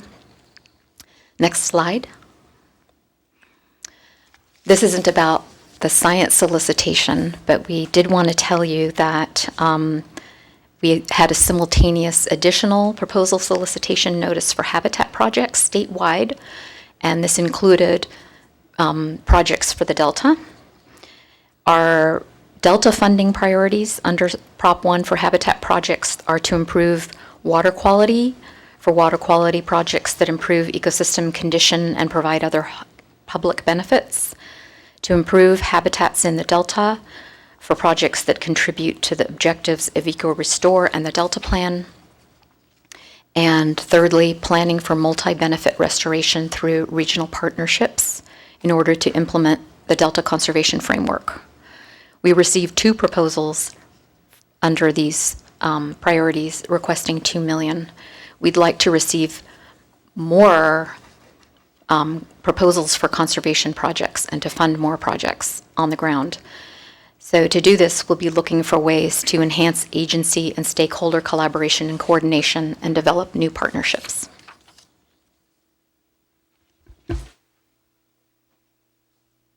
All right, let's see if I can do this. Okay, afternoon, everyone. Thanks for the opportunity to be here. Reclamation really appreciates the opportunity to provide a portion of the funding. Always like to be able to provide more in the future, but here's our start. As you can see on the slide there, we ended up funding 3 projects. In general, focus on green sturgeon, native fish movements, and juvenile salmonid behavior, but ultimately what we really appreciate and are excited about was the overall scientific process and the funding, the competitive funding process that was done for this effort. There's a lot of value that Reclamation sees in that approach. We really appreciate it, and it's one of the things that we're looking at as we're moving forward. So I'll just end it quickly here of, we're looking forward to more and more competitive funding priorities like this to advance science in the Delta and in the Central Valley. And we look forward to continuing to participate in these opportunities as they continue to come up. So, thank you. All right, thank you. Jumping back into the results from the solicitation, out of the 62 proposals that were submitted, I'm showing here a breakdown of the funds requested by the different types of organizations. So you can see that we received proposals from a broad mix of organization types, but more than half of the funds requested came from California public universities, including California State Universities and University of California.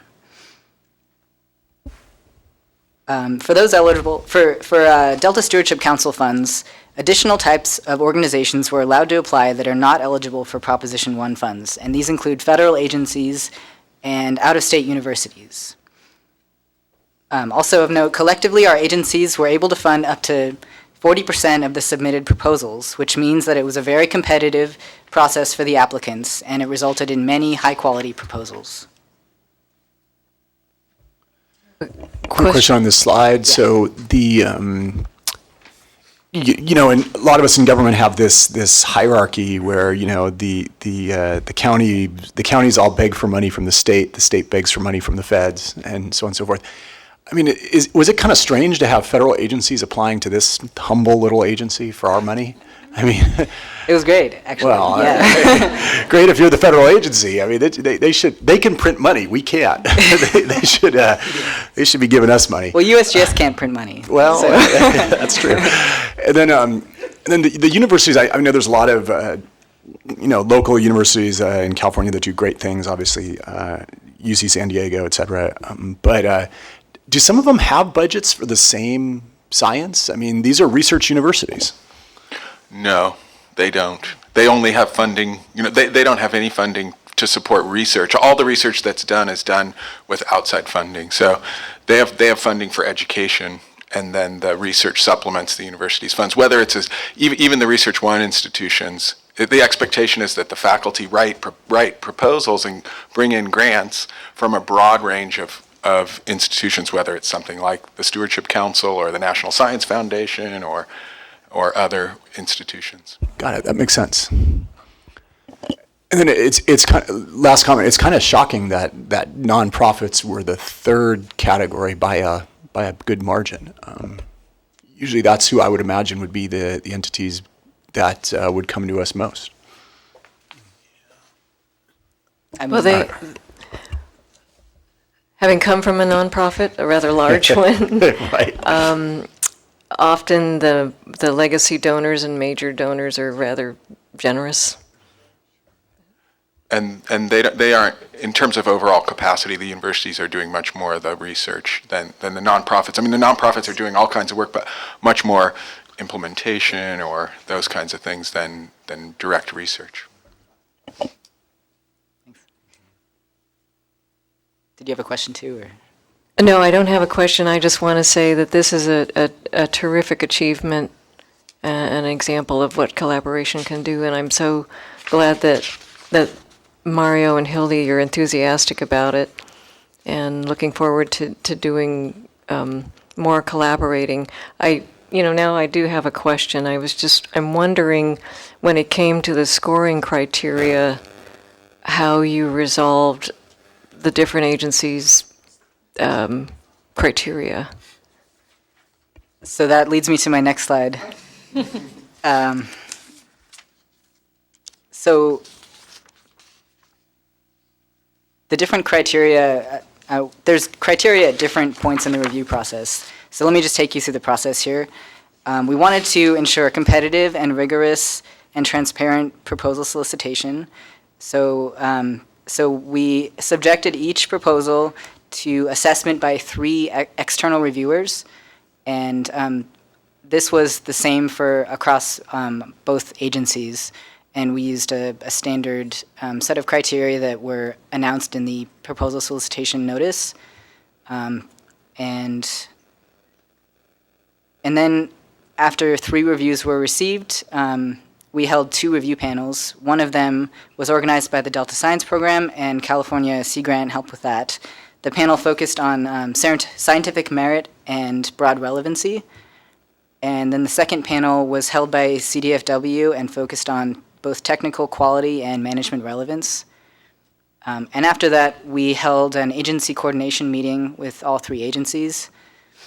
And so during the selection process, each agency was considered the results of the review, and then selected the projects that best suited their needs.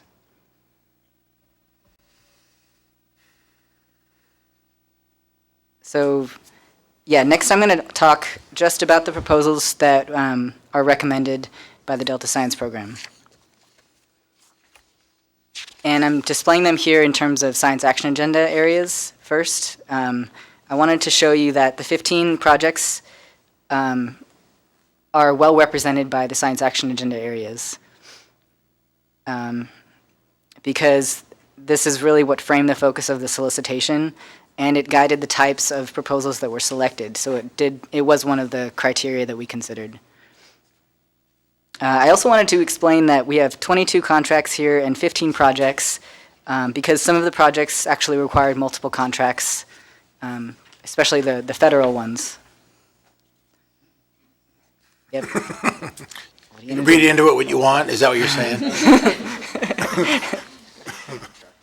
Mario, you look like you want to say something. No. Sorry. Keeps us employed. That's good.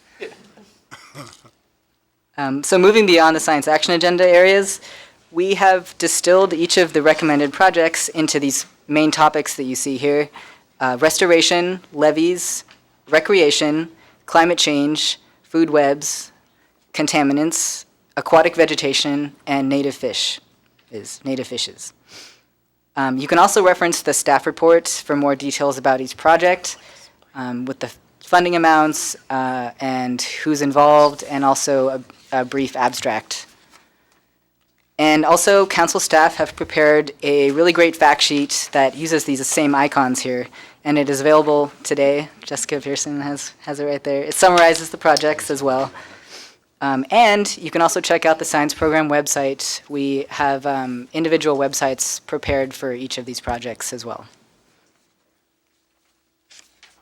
Today, rather than take up the entire afternoon going through each of the projects, we have selected 4 of them as examples, and they focus on levees, native fish with contaminants, restoration and climate change, and aquatic vegetation. First up, so currently there's very large uncertainty in measuring levee risks because of the major differences between the conditions of levees. This project will actually produce new methods for levee hazard assessments, such as from floods and earthquakes, to promote wise state investments and effective threat mitigation for the Delta. The results of this work can be used to inform the Delta levee investment strategy.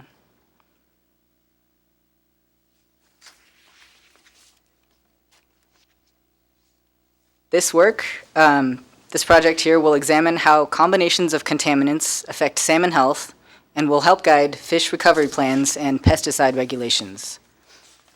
It is very responsive to the Independent Science Board's multiple stressors report and, in addition, their recent water quality review. One of the stressors that we know least about is contaminants, especially as they are combined with other contaminants and stressors, such as temperature. Moving on. So given the timely presentation of the Delta Plan Ecosystem Amendment today and uncertainty regarding subsidence and restoration, this project is a timely one to produce today. So this project will produce the first of its kind multi-year carbon budget for a tidal marsh that will help managers better predict how climate change will affect carbon capture. And based on this multi-year data set, they will create a valuable decision support tool to help evaluate restoration benefits. And the last one here, so there's widespread acknowledgement that aquatic vegetation is a major problem in the Delta. This project doesn't just propose new monitoring, but instead it leverages data that already exists from satellites to produce valuable information for management. Specifically, they will be measuring progress toward restoration habitat goals by analyzing satellite-based vegetation monitoring.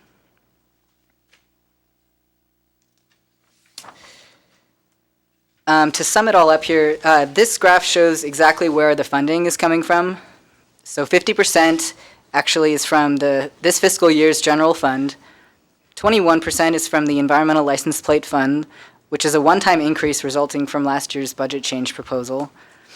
And we also intend to use about $1 million from next fiscal year's general fund budget. And of course, the U.S. Bureau of Reclamation's approximately $1.8 million contribution accounts for 19% of the total.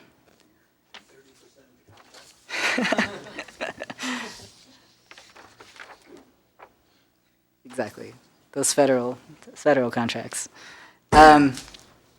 So staff here are recommending that the council approve 22 contract amendments totaling approximately $9.6 million for the 15 research projects from the Delta Science Program's 2018-2019 Delta Science Proposal Solicitation. And really quick, I would like to thank a few people here. Lindsay Correa, who was instrumental to this success of this. Also John Calloway, Louise Conrad, and Jessica O'Connor from the council. And also Miho Ligare, who helped with the review process from California Sea Grant. Also our agency partners, Hildy, Rebecca Friss, Gina Benino, and Laura Valapi. And also Josh Israel and Mario Manzo at Reclamation. And last but not least, the council staff, who are already working diligently on these contracts, and they will be managing these projects going forward. Big thank to them. And now we have our oasis in the desert. Any questions? Any questions from the councilman? Ken? Talked a lot about predation, and I guess under native fishes, if there was anything, but I didn't see in reading the staff report, didn't seem anything in predation sort of rose to the top. Is there a reason for that, or is that just, do we have a gap in knowledge there that we want to fill, or is it just too hard to structure something? It's definitely a gap in knowledge, but I think just based on what we received and the way things fell out in the review process, there wasn't anything above the certain threshold to fund.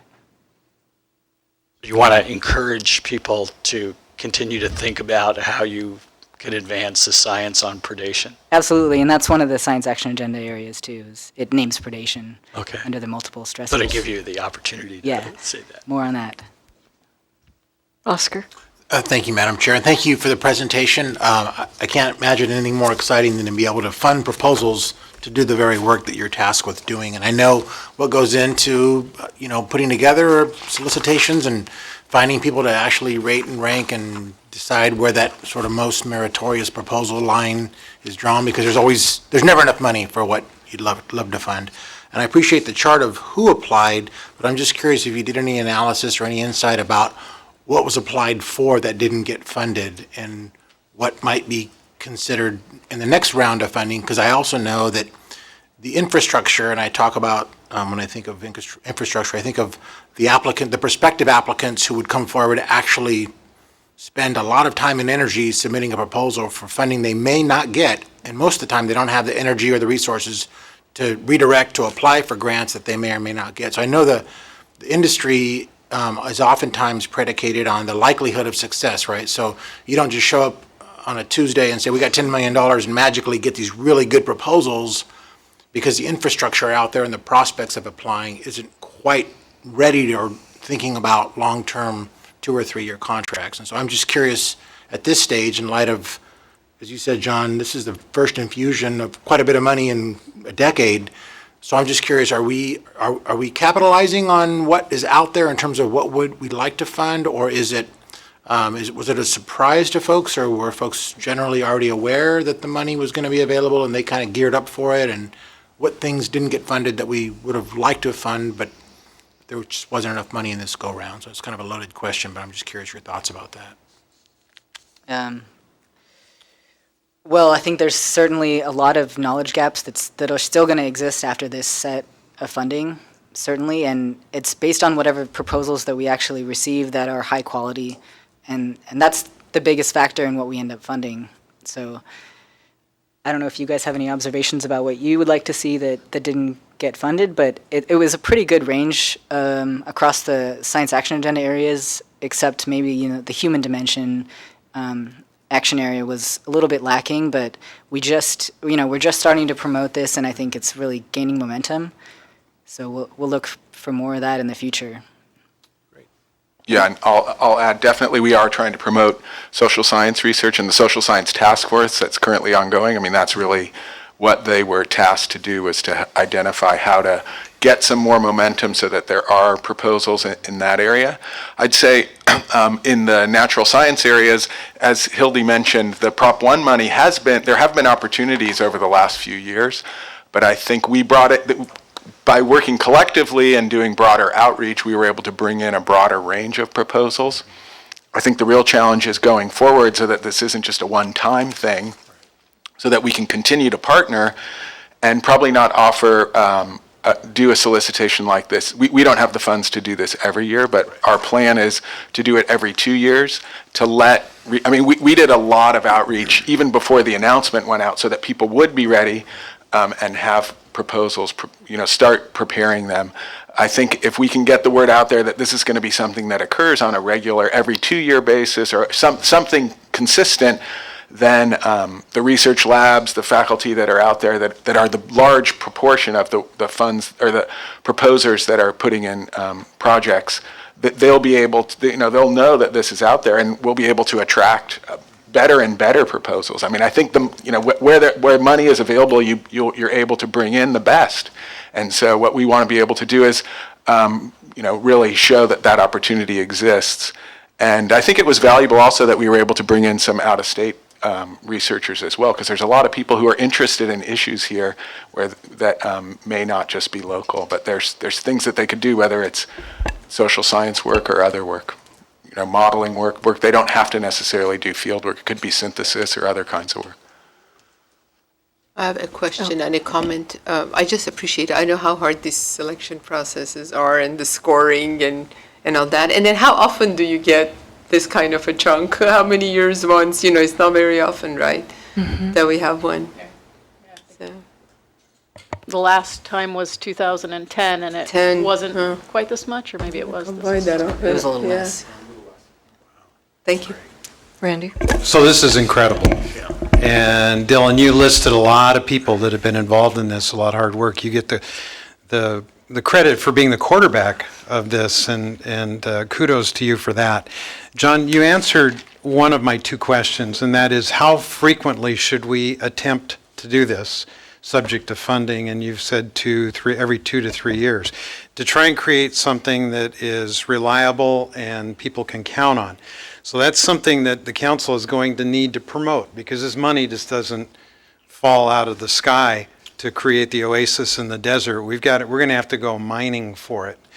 The other question I had was, because the Science Action Agenda was really the foundational document that prescribed the science knowledge gaps that we were soliciting proposals for, how frequently are we intending to update the Science Action Agenda to keep it fresh? The current plan is every 4 years. So the current Science Action Agenda goes through 2021. So it is something that we do need to think about. I mean, yes, these I think the general areas aren't likely to change dramatically, but specific priorities definitely could change. And I think some of the effort around the Science Funding Initiative also, the work that the ISB is promoting, will also help to identify potential topics as well. Okay, any other questions? No? And so if... Phone calls, kind of opened my eyes up. I think I all received something from John Lewis. Sure. Very, very important that we have those conversations. Oh, your mic. Oh, Pardon me. Again, You get the message. Well, so we have a motion and a second. Any discussion? Any public comment? And so the staff recommendation is approved. Congratulations. Oh, the vote, excuse me. Yeah. Thank you for all the great work. I'm just so excited. Weinberg, aye. Judge? Damn, well, I'm. Gatto, aye. Marani and I. Fiorini enthusiastically aye. Tatai and I. Yeagas, aye. Now, congratulations. Yeah. Thank you. Thank you. Thank you so much also to Mario and Hildy. I think that really the collaboration is truly a major step for One Delta One Science. It's really a great accomplishment that, given it was a challenge for sure, as Hildy said, but I think it was really definitely worth the effort. So, and I know that CDFW has not finalized their decisions yet, but very shortly they have another $7 million that they will be announcing very soon. So. Within the next few days, hopefully. Yes, I think we tried to coordinate, but we were just a little off, and so I think the message is, really the collaboration was successful, and we're hoping this is an ongoing effort. So, Yeah. Thank you for being the champions of science here.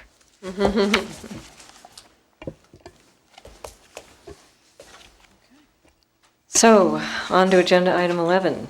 great. John. Okay, so I do also want to update you, in addition to that, I agree, I think this is an enormous accomplishment, so I appreciate your endorsement of the funding opportunities. The science plan update also that you endorsed last month, I think was another enormous effort. So that science program definitely has been very busy, and the science plan update is in the process of being formatted and will be printed shortly. So that should be available hopefully by the next meeting, if not shortly after that.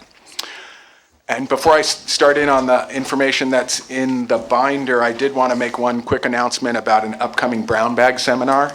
And that we have put together a series focusing on exploring improved Bay Delta connections with a focus on water quality issues. And Nir Oxenberg, who's here and on our staff, has been working hard to put this series together. I think it's really a valuable series to think about how we do science, not just in the Delta, but in a bigger, broader sense.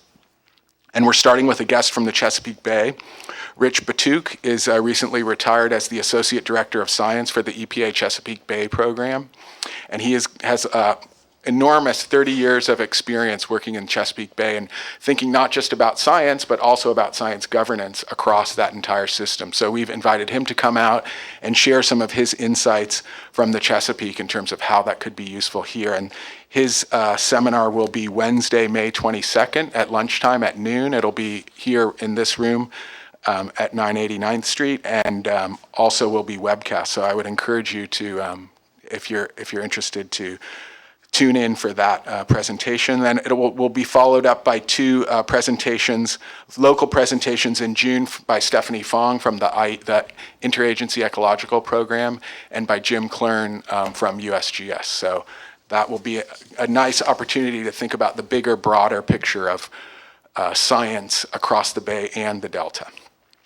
Okay, so with that, I will talk about the recent the paper that I included in the summary in your binder. That paper is entitled "A Biological Compromise: The High Methane Costs of Sequestering Carbon in Restored Wetlands." It's by Kyle Hemis.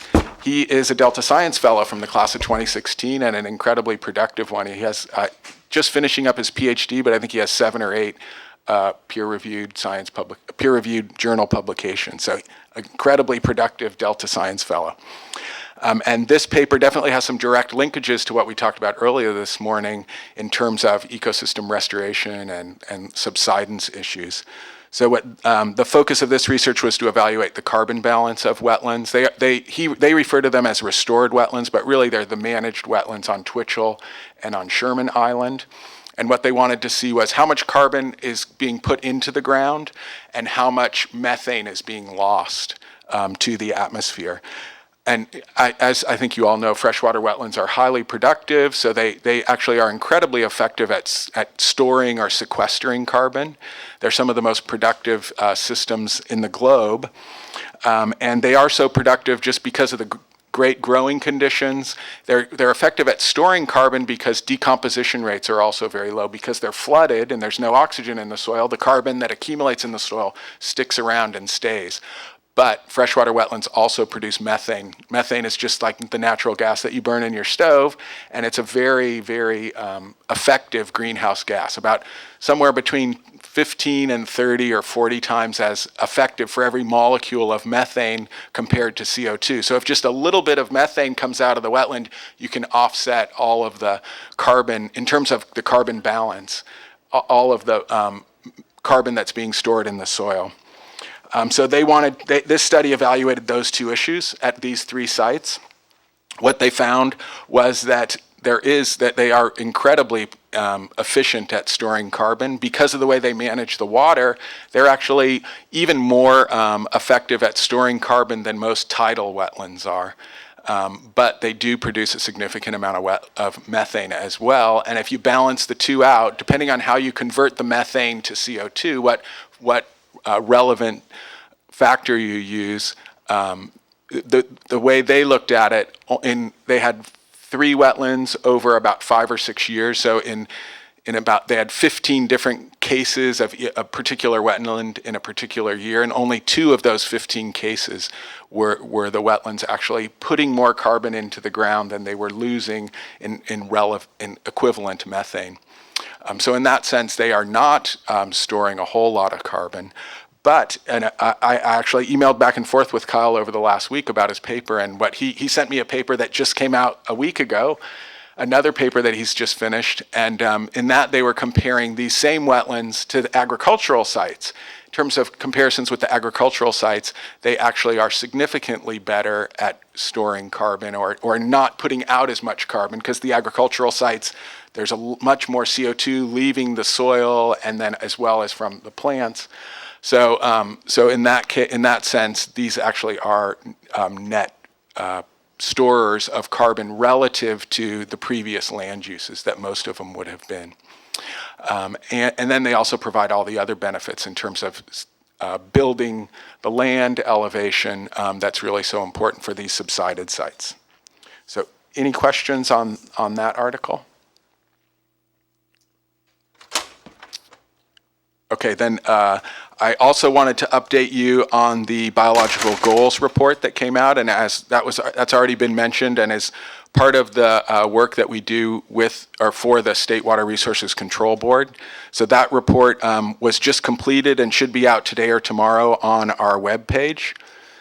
And that was a report done by an advisory panel. An advisory panel was requested by the State Water Resources Control Board to give them input on the development of biological goals that will be a part of the update to the Bay Delta Plan, to the Bay Delta Water Quality Control Plan.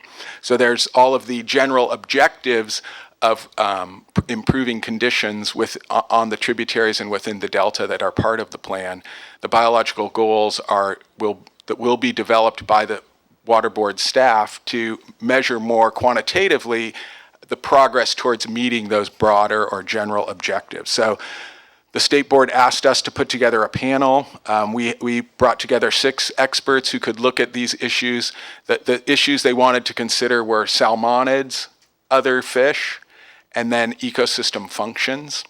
And the panel was asked not to identify specific goals, but to identify the science that's applicable to developing those goals that the staff should be aware of, what other work that's been done in other systems, and what other sorts of general considerations to incorporate into the goals.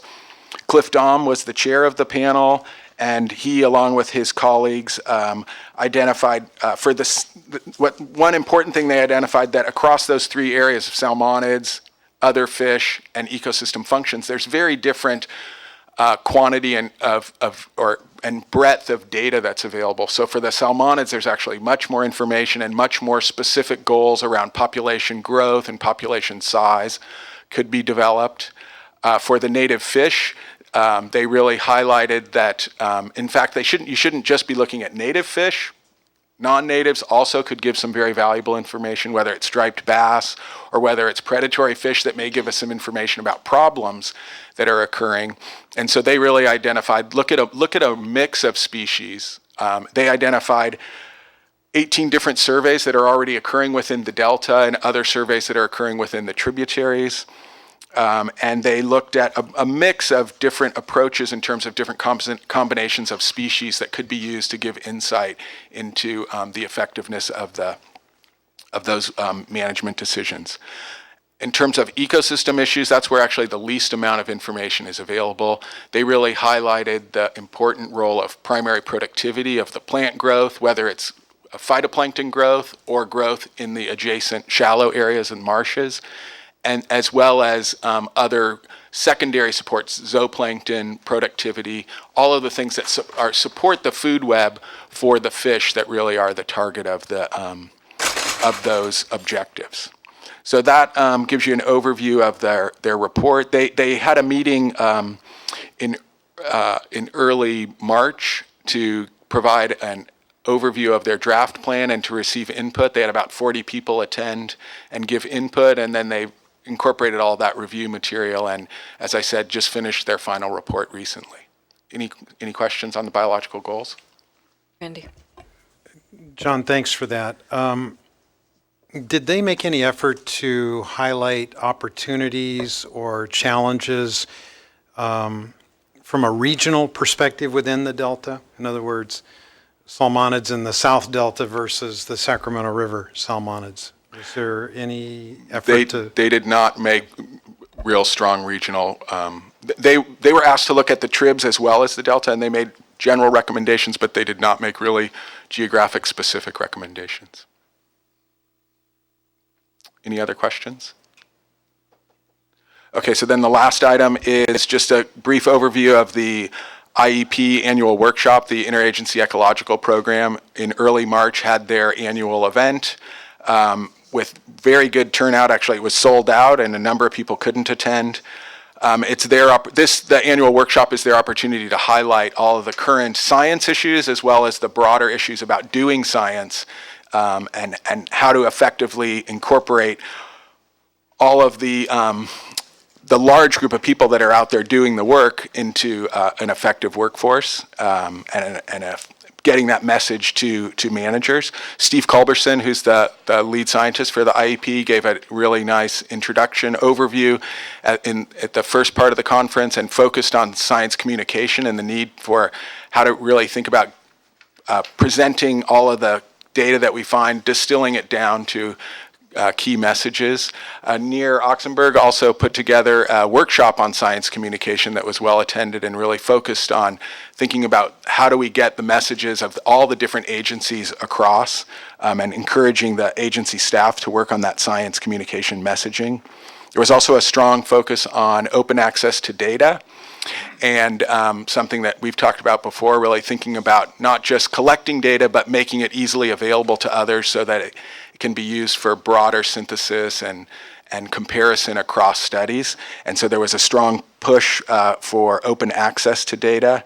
And then there was a really interesting discussion about diversity issues within the workforce that I think was the first time those kinds of issues have been discussed at IEP, but talking about the value of diversity and the value of cultivating and incorporating a broad range of inputs across the staff at IEP, and really thinking about how do we continue to grow the community given that large number of retirements that are occurring across all of the agencies. So any questions on IEP issues? And then I would encourage you that by the numbers report is there in your binder. You'll see that most everything is green, so actually, as you can guess, the snowpack and flows are still relatively high. So I'd encourage you to look at that, and if you have questions, I'd be happy to answer them. That's all I have. Thank you, John. Congratulations on the proposal solicitation.